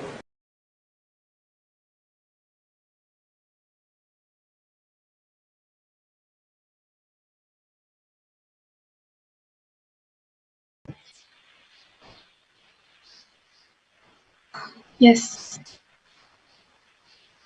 While Swamiji is educating us about the various Hindu civilizations that were established in the past, today Swamiji, His Divine Holiness himself, is establishing the only Hindu nation, Sri Kailasa, and through that bringing together everybody, the whole world, uniting nations to bring back the sciences of Hinduism, the enlightened civilization, the science of enlightenment for all of us. An ideal example of this is indeed the Paramashiva Level 2 program, where participants from over 87 countries join in, log in at the same time, learning about the various Hindu sciences, techniques, working on themselves, raising the level of consciousness, and ultimately receiving the initiation of Bhagavan himself, His Divine Holiness Sri Nithyananda Paramashivam, creating transformations in their own lives, creating the superconscious breakthrough for the humanity. How much ever I speak about the program, it may seem too good to be true, too hard to believe. And hence, we have with us a participant of the Paramashiva program,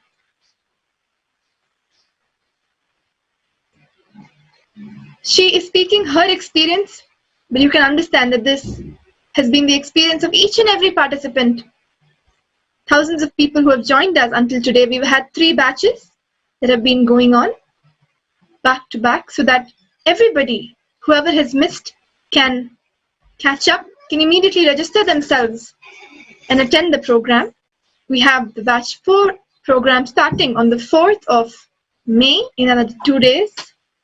So let us take a few minutes to listen to Ma Miriam Dawood, who has joined us from all the way from Australia.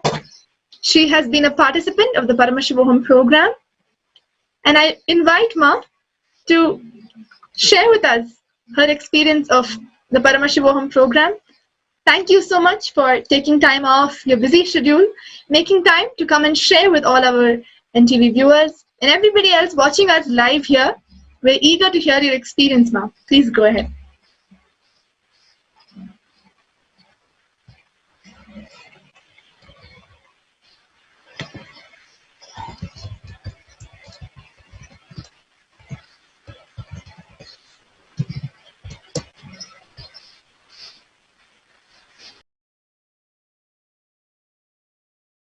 Sorry, we're not able to hear you. Can you just check your audio?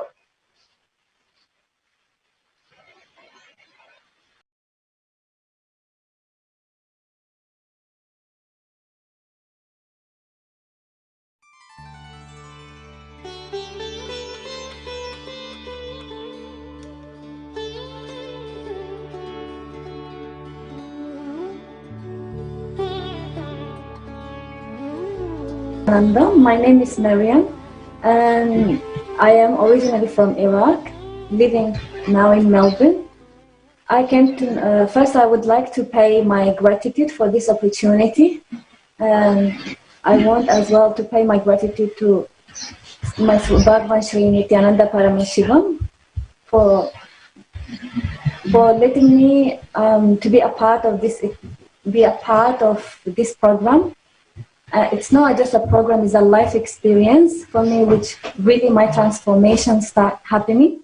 I came to know about Swamiji in 2016. Actually, I was going through the tough time at that time when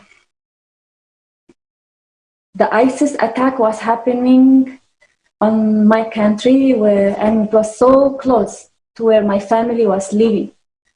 Then at that time, I was going through a very tough time, worrying, fear, and all that memories about the wars. Because since I was 8 years old, I remember I went through 3 wars.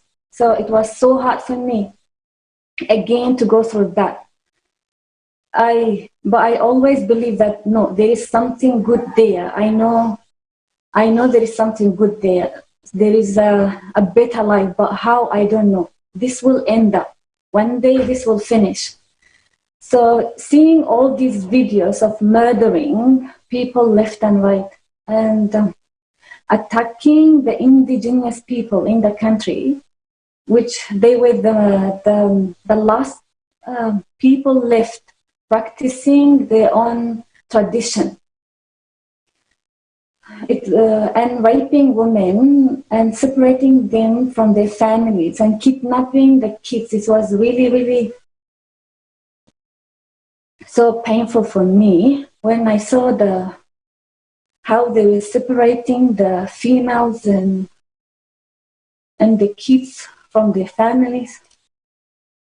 That is where I got so sick and depressed that I couldn't cope up with life anymore. I couldn't take care of my family.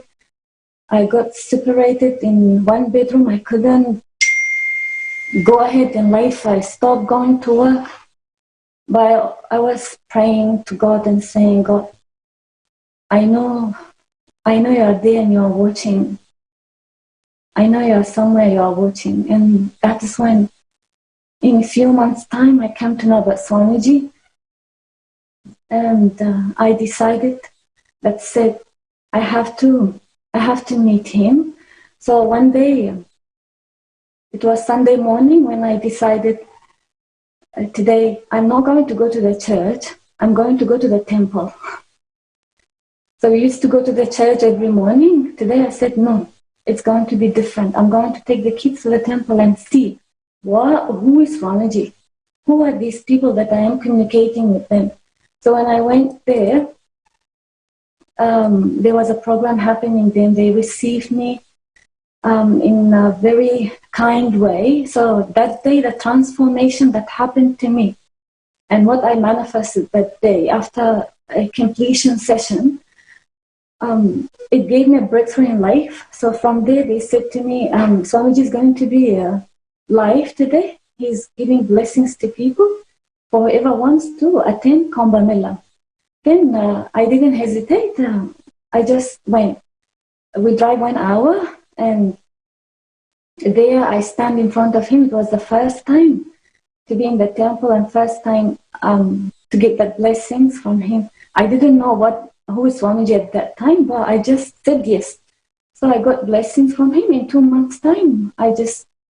Everything got ready and I flew to India. That was my first time with him during the inner awakening. Yes, there I knew that this is it. This is what I was looking for. And the first darshan I had with him, it was, I'm asking him, Swamiji, I don't know what is my tradition. All I know that now it's everywhere. It's everywhere around the world, in the museums. I want you to help me to materialize all these things back. I didn't know what I was asking for, but I knew that he is the only hope for getting the civilization back in the country and reviving it. So since then, I decided to not stop there, move ahead. So I decided to put my kids, even though I was facing lots of obstacles with families, with their father, religious, and lots of issues were happening, but still I said, this is the best for them. And as a teacher, and as a mother, I would never have a better experience than this. If I want really to bring some change in the country, then I have to be a part of this. And to, of course, a change to myself, growing up in a family that they don't know how to relate with each other. And that violence and anger part that was never finishing, the anxiety, the insecurities, lots of violence was happening there. So if I am grateful for one thing to my Swamiji, is that the transformation of the inner violence is getting transformed to so much deep compassion and love. Finally, I'm getting out of that. That is the most important thing for me. Thanks to Hinduism, thanks to my Swamiji, thanks to every single person of you guys who is standing for this and protecting all this teaching so it would reach us. Lots of people are suffering there. If your sacrifice wasn't there, this teaching wouldn't reach us. We wouldn't be able to attend those programs. And when I am seeing one most important thing that is really transforming me and making me standing powerful, it's the session on Hindu Holocaust. How much attack are happening there, how much injustice are happening there, but all these female sannyasis are standing so powerfully. Even though they're going through so much, they are not dropping off and leaving. That was in me so deep. Whenever I would go through some crisis or anything, I would just drop and leave. I'll say next time, maybe better, maybe things will get better. But no, that click I had from those sessions, and I start learning how to stand for others. Like when someone is really enriching my life, no matter what religions, what are they, how to stand for them. That wasn't in me. So now that is happening. So again, before I finish, I just want to pay my deep gratitude to all of you guys. Thank you. And I'm encouraging every single participant to move ahead to the next level. Start doing volunteer. Volunteer means you're taking all what you have learned there into practical life, and you started relating to people. See, the power of causing, I was always nervous about how to make those phone calls, how to relate with the others. But the power of causing really opened my eyes on where I was not relating to myself and to the others. And that is the only purpose of happening, of being alive, how to relate with the others, why we are relating to the others. Not wasting each other's time, just like enriching each other's life. causing the realities for each other, being in love. So I just encourage everyone to move ahead. This is the third batch for me, doing volunteer for 16 hours. It's really, really giving me breakthrough in life. And now I can say, oh, I started living my life from the right space and the right context. Thank you, my Swamiji. Thank you, Ma. Nithyananda. Thank you so much, Ma, for so beautifully and openly sharing with all of us.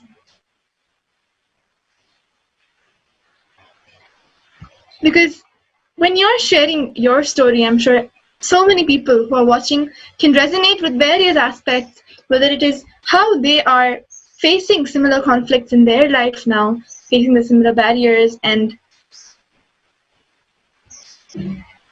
the similar problems, and how you overcame that, especially when you spoke about how the inner violence is getting healed. You're able to experience that love and compassion at the personal level, and how so many, though you have had a traumatic past, how all of that Swamiji is able to just heal and give you literally a new life where you're not no more relating out of those past experiences, but you're able to completely see a new life for yourself.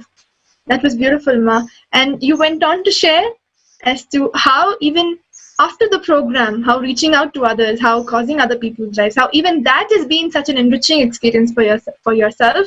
And so it is wonderful to listen to you. Of course, we've heard from Swamiji that what this program will do to people, how at the end when you walk out, you will not just be yourself, you will be carrying the being of Paramashiva. But to see all of you as testimonies, as exactly what Swamiji said, you're experiencing that, having your own personal experience about it. It is wonderful to hear from you. Thank you so much, Ma. So we're urging each and every person who just watched us, if you haven't yet registered for the Paramashivam program, go ahead and do it right away. It is starting in the next 2 days, batch 4. It will be a 16-day program. Just 16 days to complete transformation of your being, your surroundings, and the best way that you can contribute to your community, to your country, to the world at this time of the corona pandemic. So please register yourself. The link is on your screen.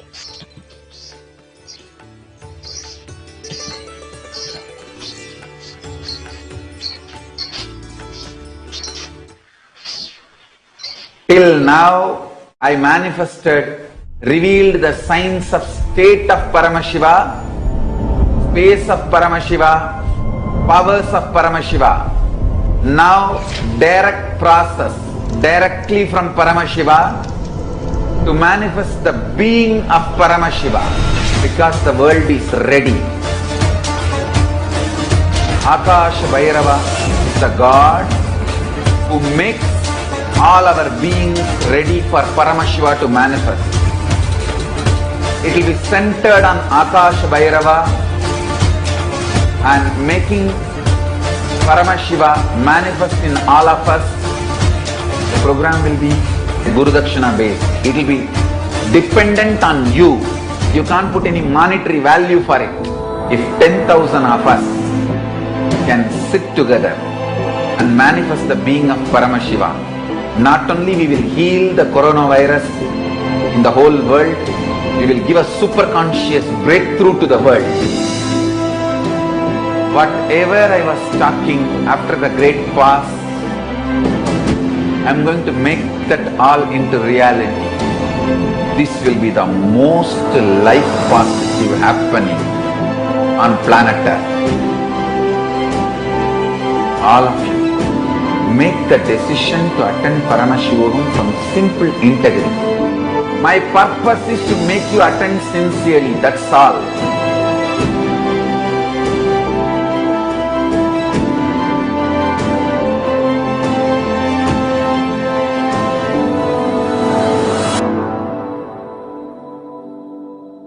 Till now, I manifested, revealed the signs of state of Paramashiva, space of Paramashiva, powers of Paramashiva. Now, direct process, directly from Paramashiva to manifest the being of Paramashiva, because the world is ready.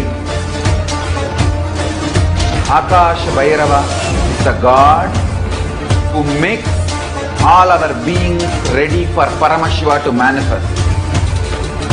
It will be centered on Akash Bhairava and making Paramashiva manifest in all of us. The program will be Guru Dakshina based. It will be dependent on you. You can't put any monetary value for it. If 10,000 of us can sit together and manifest the being of Paramashiva, not only we will heal the coronavirus in the whole world, we will give a super conscious breakthrough to the world. Whatever I was talking after the great fast, I am going to make that all into reality.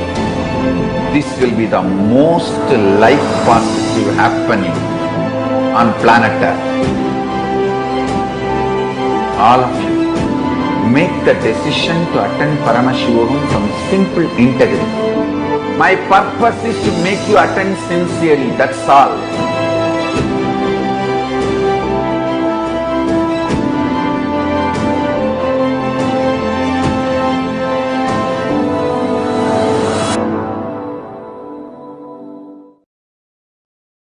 And I am telling you, Corona is destroying the old world order.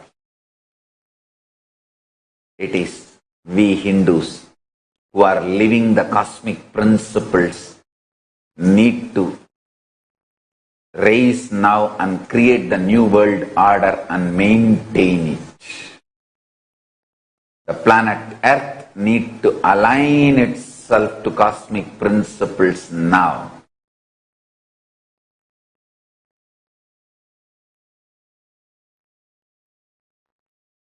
Understand?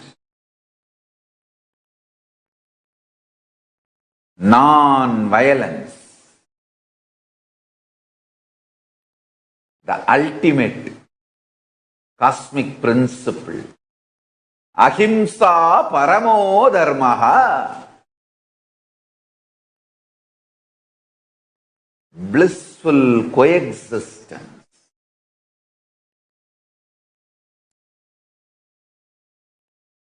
When these cosmic principles are cognized in our heart,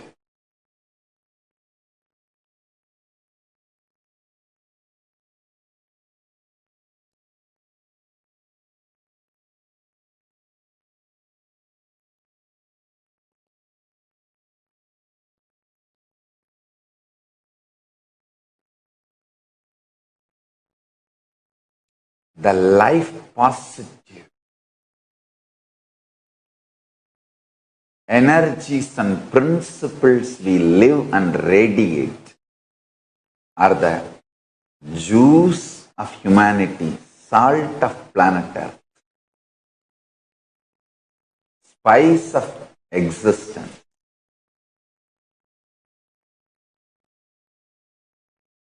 Sweetness of life.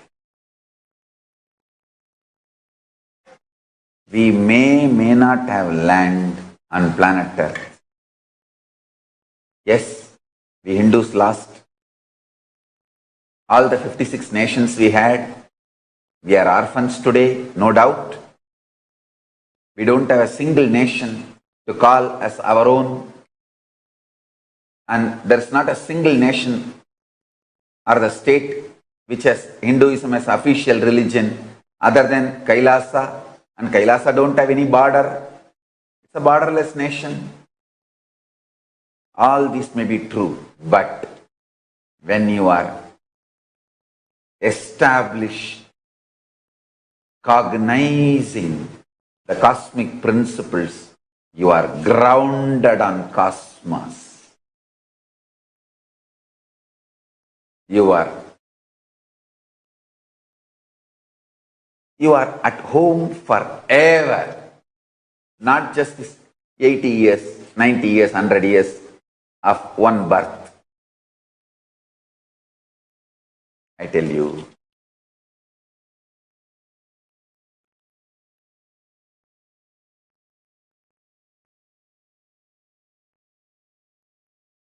not knowing the cosmic truths like reincarnation principle or the cosmic beings like Ganapati,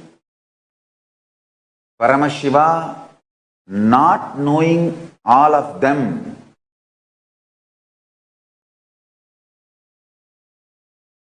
is the worst way of existence.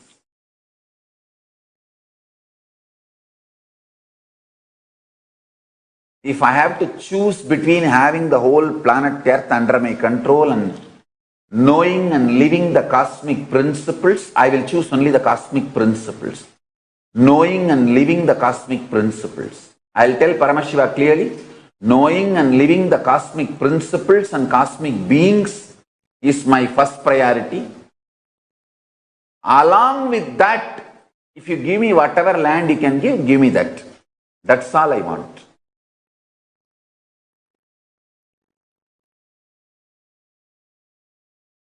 Because knowing and living the cosmic principles, I know I am grounded on cosmos.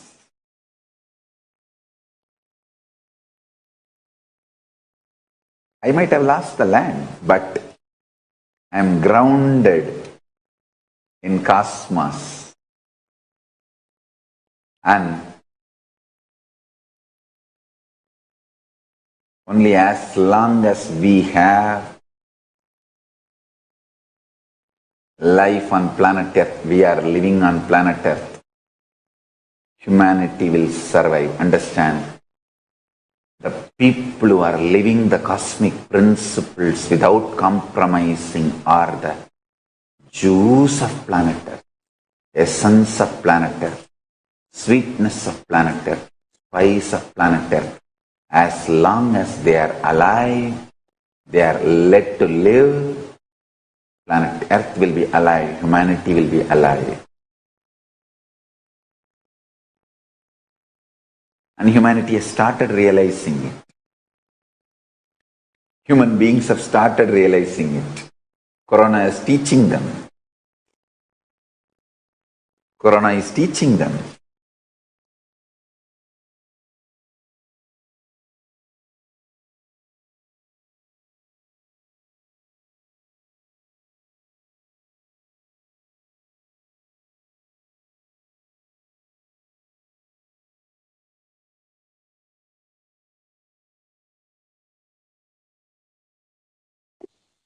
Yes. Swamiji today is reviving this new world order.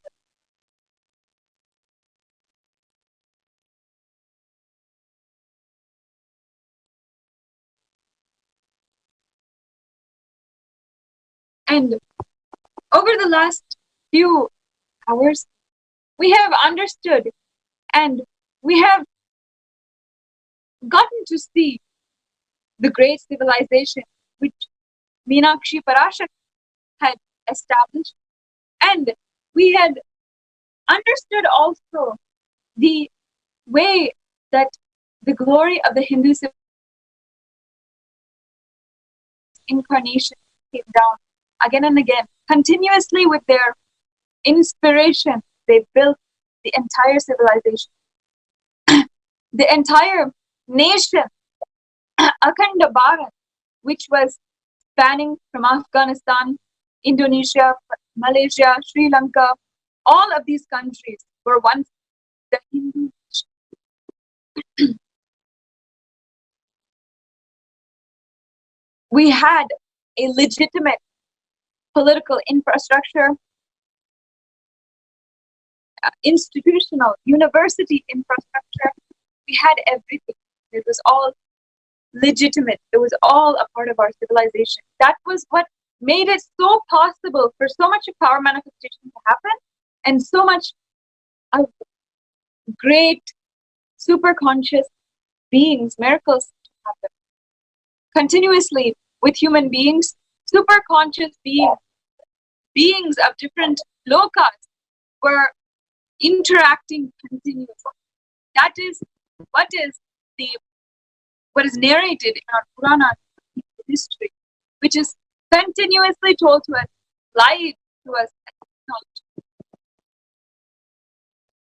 Now, His Divine Holiness, Swamiji himself is back as an incarnation of Paramashiva himself to revive that very enlightened civilization after so much of barbaric invasion, of completely inhumane treatment, of enslavement of an entire civilization. It took thousands of years. Understand that the Hindu civilization, among the oldest civilizations of the world, is the only surviving civilization. If you consider the ancient Egyptians, that civilization is dead. No longer the ancient Egyptian civilization still is practiced. That religion is long gone, and what's left is only influence. The ancient Greek civilization as well is the same. Everything from that time is in extreme ruins. Museums being studied as ancient prehistoric history.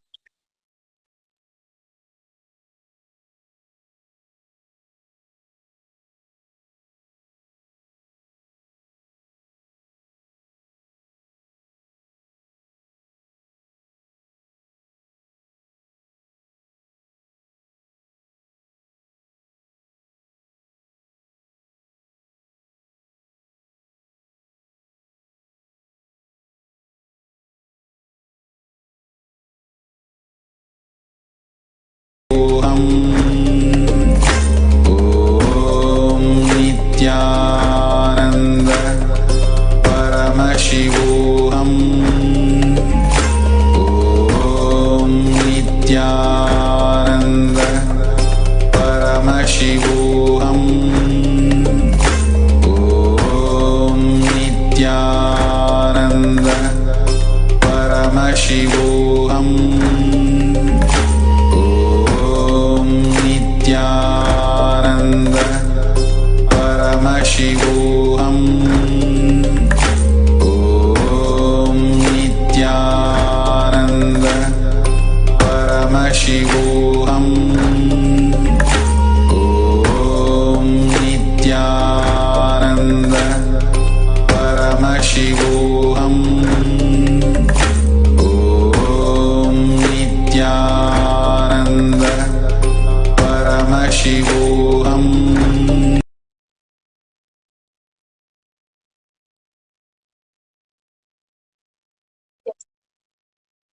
As we have seen,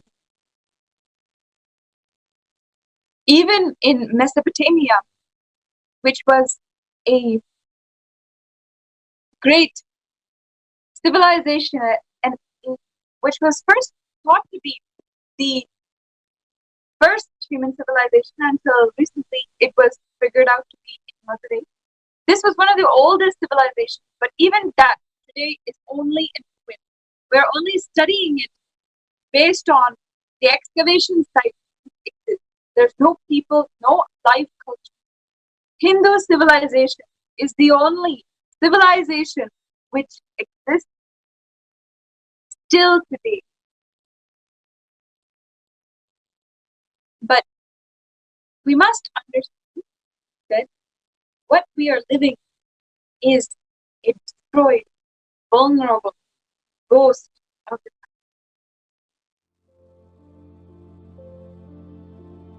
Our whole ancestry and our whole history is completely still in ruins. We have great temples and we have great heritage, but still we are living a very fraction of what we were. A minuscule fraction does not mean that we are still living Hinduism and Hindu culture. As you can see, this was the entire Hindu nation which we had, spreading 60 million kilometers in 3000 BCE, 5000 BCE, where there was 54 Hindu kingdoms, which was all at one point united under one rule by Meenakshi. All of the 56 kingdoms included Pakistan, Afghanistan, all of these states which today are independent nation had at one point all been one Hindu nation. Let us understand exactly how we have at one point been a great civilization, but today we are barely a fraction of what we once were. Today we have 0 nations. Today there is no political standing for Hinduism in the world at all.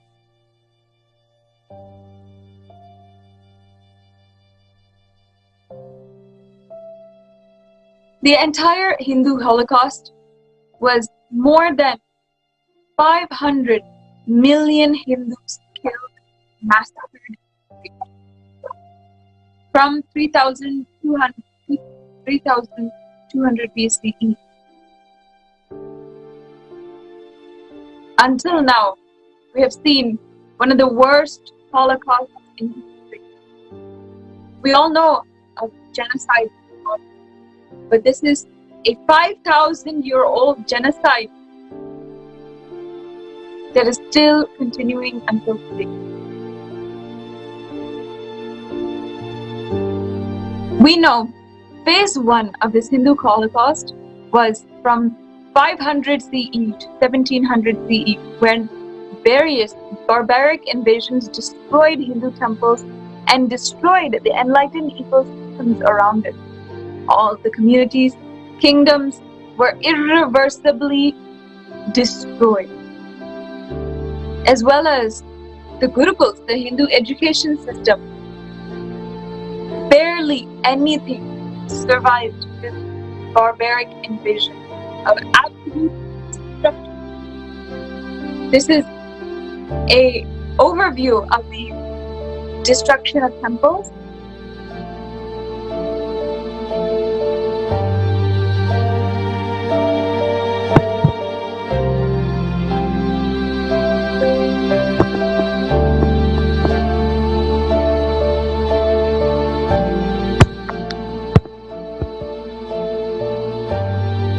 From 1000 CE to 1525 CE, massacres by the Mughal invasion had killed 400 million Hindus.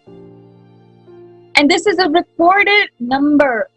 Our Hindu historians and even the Mughal invaders themselves were so prideful in the number of people whom they had brutally massacred, killed in a genocide.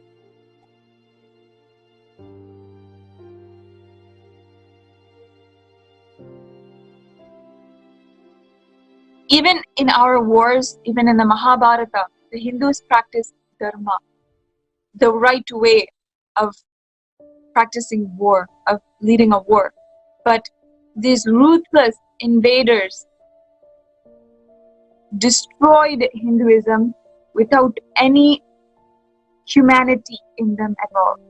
They raped the women, destroyed the crops, robbed the temple grains, and burned agriculture libraries. They literally stole entireties of the temple wealth, leaving an entire civilization enslaved and unable to fend for themselves.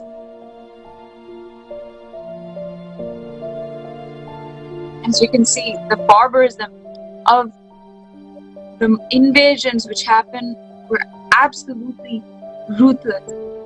Mothers were stripped of their newborn babies and they were killed right in front of them.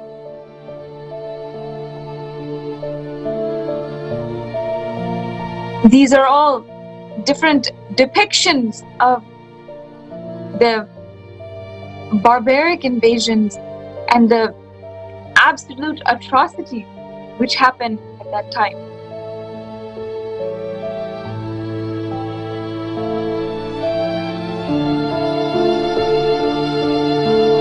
Even when facing defeat in war, Indian royal women, Hindu royal women, committed mass self-immolation by jumping into the funeral pyre.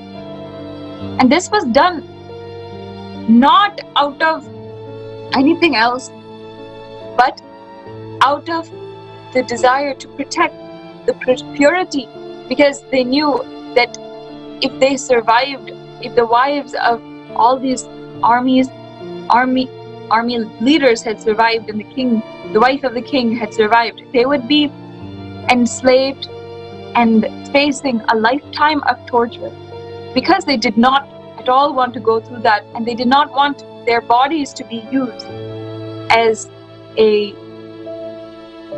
by the invaders. They did not want their own bodies to be used against them. They decided to kill themselves, to destroy their body and burn their bodies. This was an act of great sacrifice to protect the DNA of Hinduism from being completely diluted, destroyed by the invaders. Later on, even the Hindus had seen man-made famines. Usually, famines are due to extreme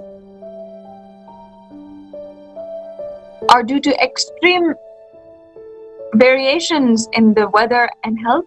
But this time, for the first time in history, man-made famines were implemented and made 200 million Hindus suffer and die. Out of pure hunger, they had died.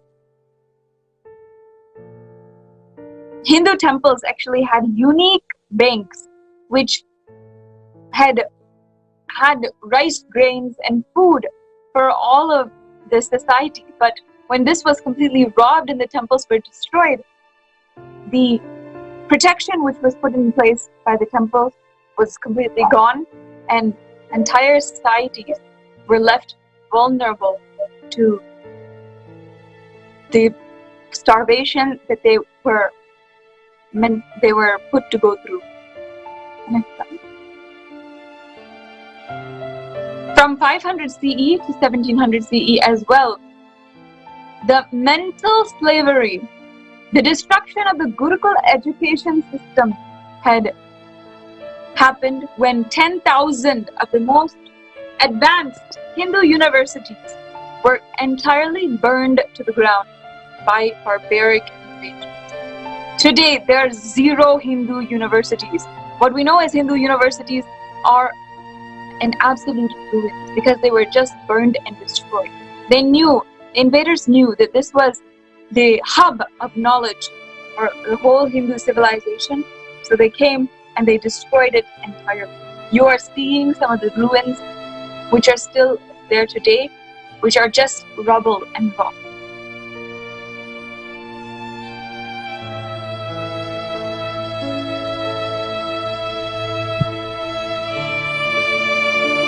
Even during the British invasion, what they had done is made English education and the British education system required for the whole of society, for Indian youth, and delegitimized the Gurukul Hindu education system. So no longer can the jobs be gotten, no longer will the regular society jobs and structure even be legitimized.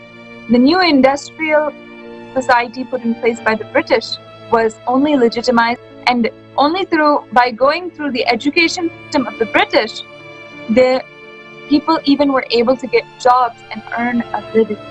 By destroying completely the entire history and infrastructure, and then putting in place the British education system, English education system, and putting in place the Industrial Revolution in India. This was one of the ways that an entire society was entirely enslaved just through the destruction of the education system.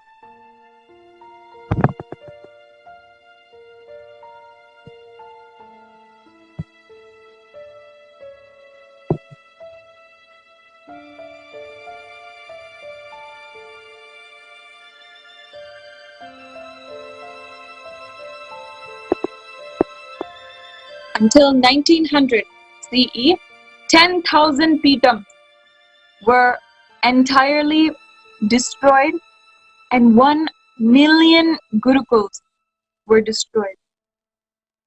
Creators of the false history and anti-Hindu narrative completely hijacked the education system and destabilized the entire society.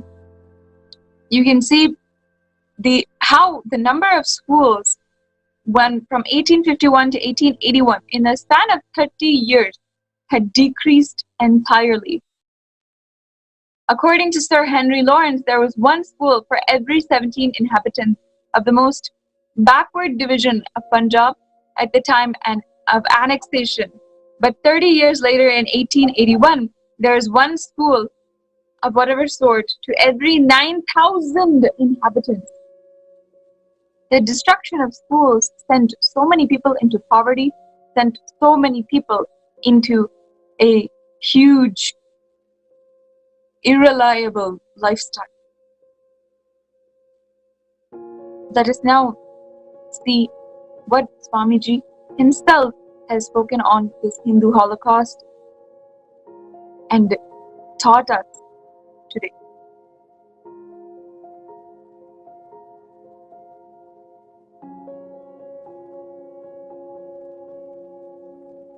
It is time.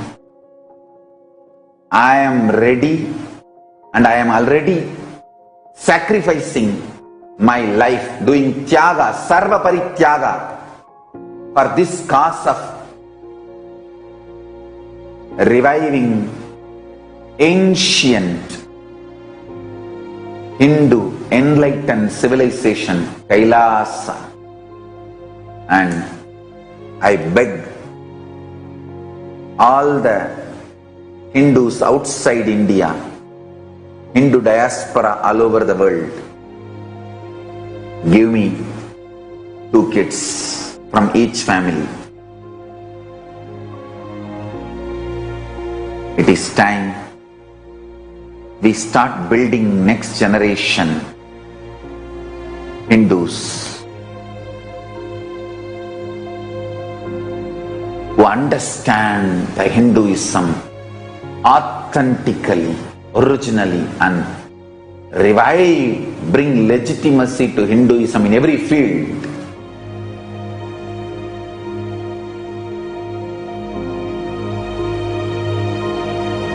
All the Hindu diaspora, Hindus settled all over the world, it is time to wake up from the illusion and delusion. It is time to choose enlightenment pill. Stop living in delusion and illusion, not realizing it is the matrix. Wake up and choose enlightenment. I am not asking your money, I am not asking your luxuries, I am not asking your comforts. Actually, I am asking your kids. It is going to be more work for me. If I am working now 20 hours a day with more Gurukul Balasans,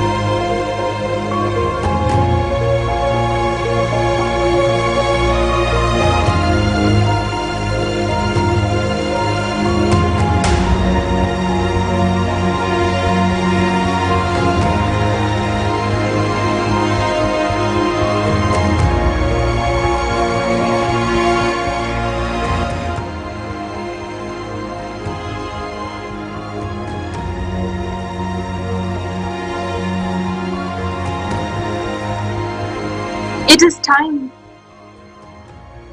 all of us Hindus come together, understand that the need of the hour is the revival of Sri Kailasa, led by His Divine Holiness. If you are Hindu, if you identify, if your roots are in this glorious path, we must understand that the whole humanity is dependent on our philosophy, our tradition in order to survive.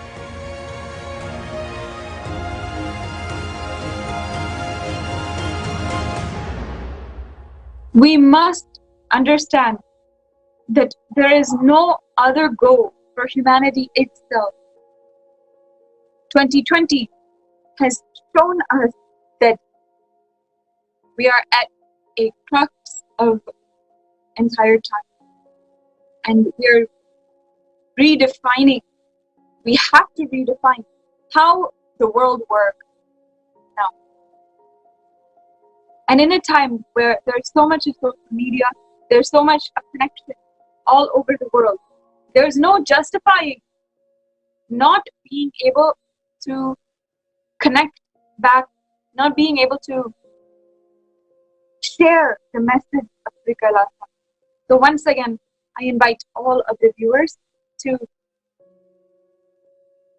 share on Facebook, Twitter, Instagram, YouTube, on all social media platforms.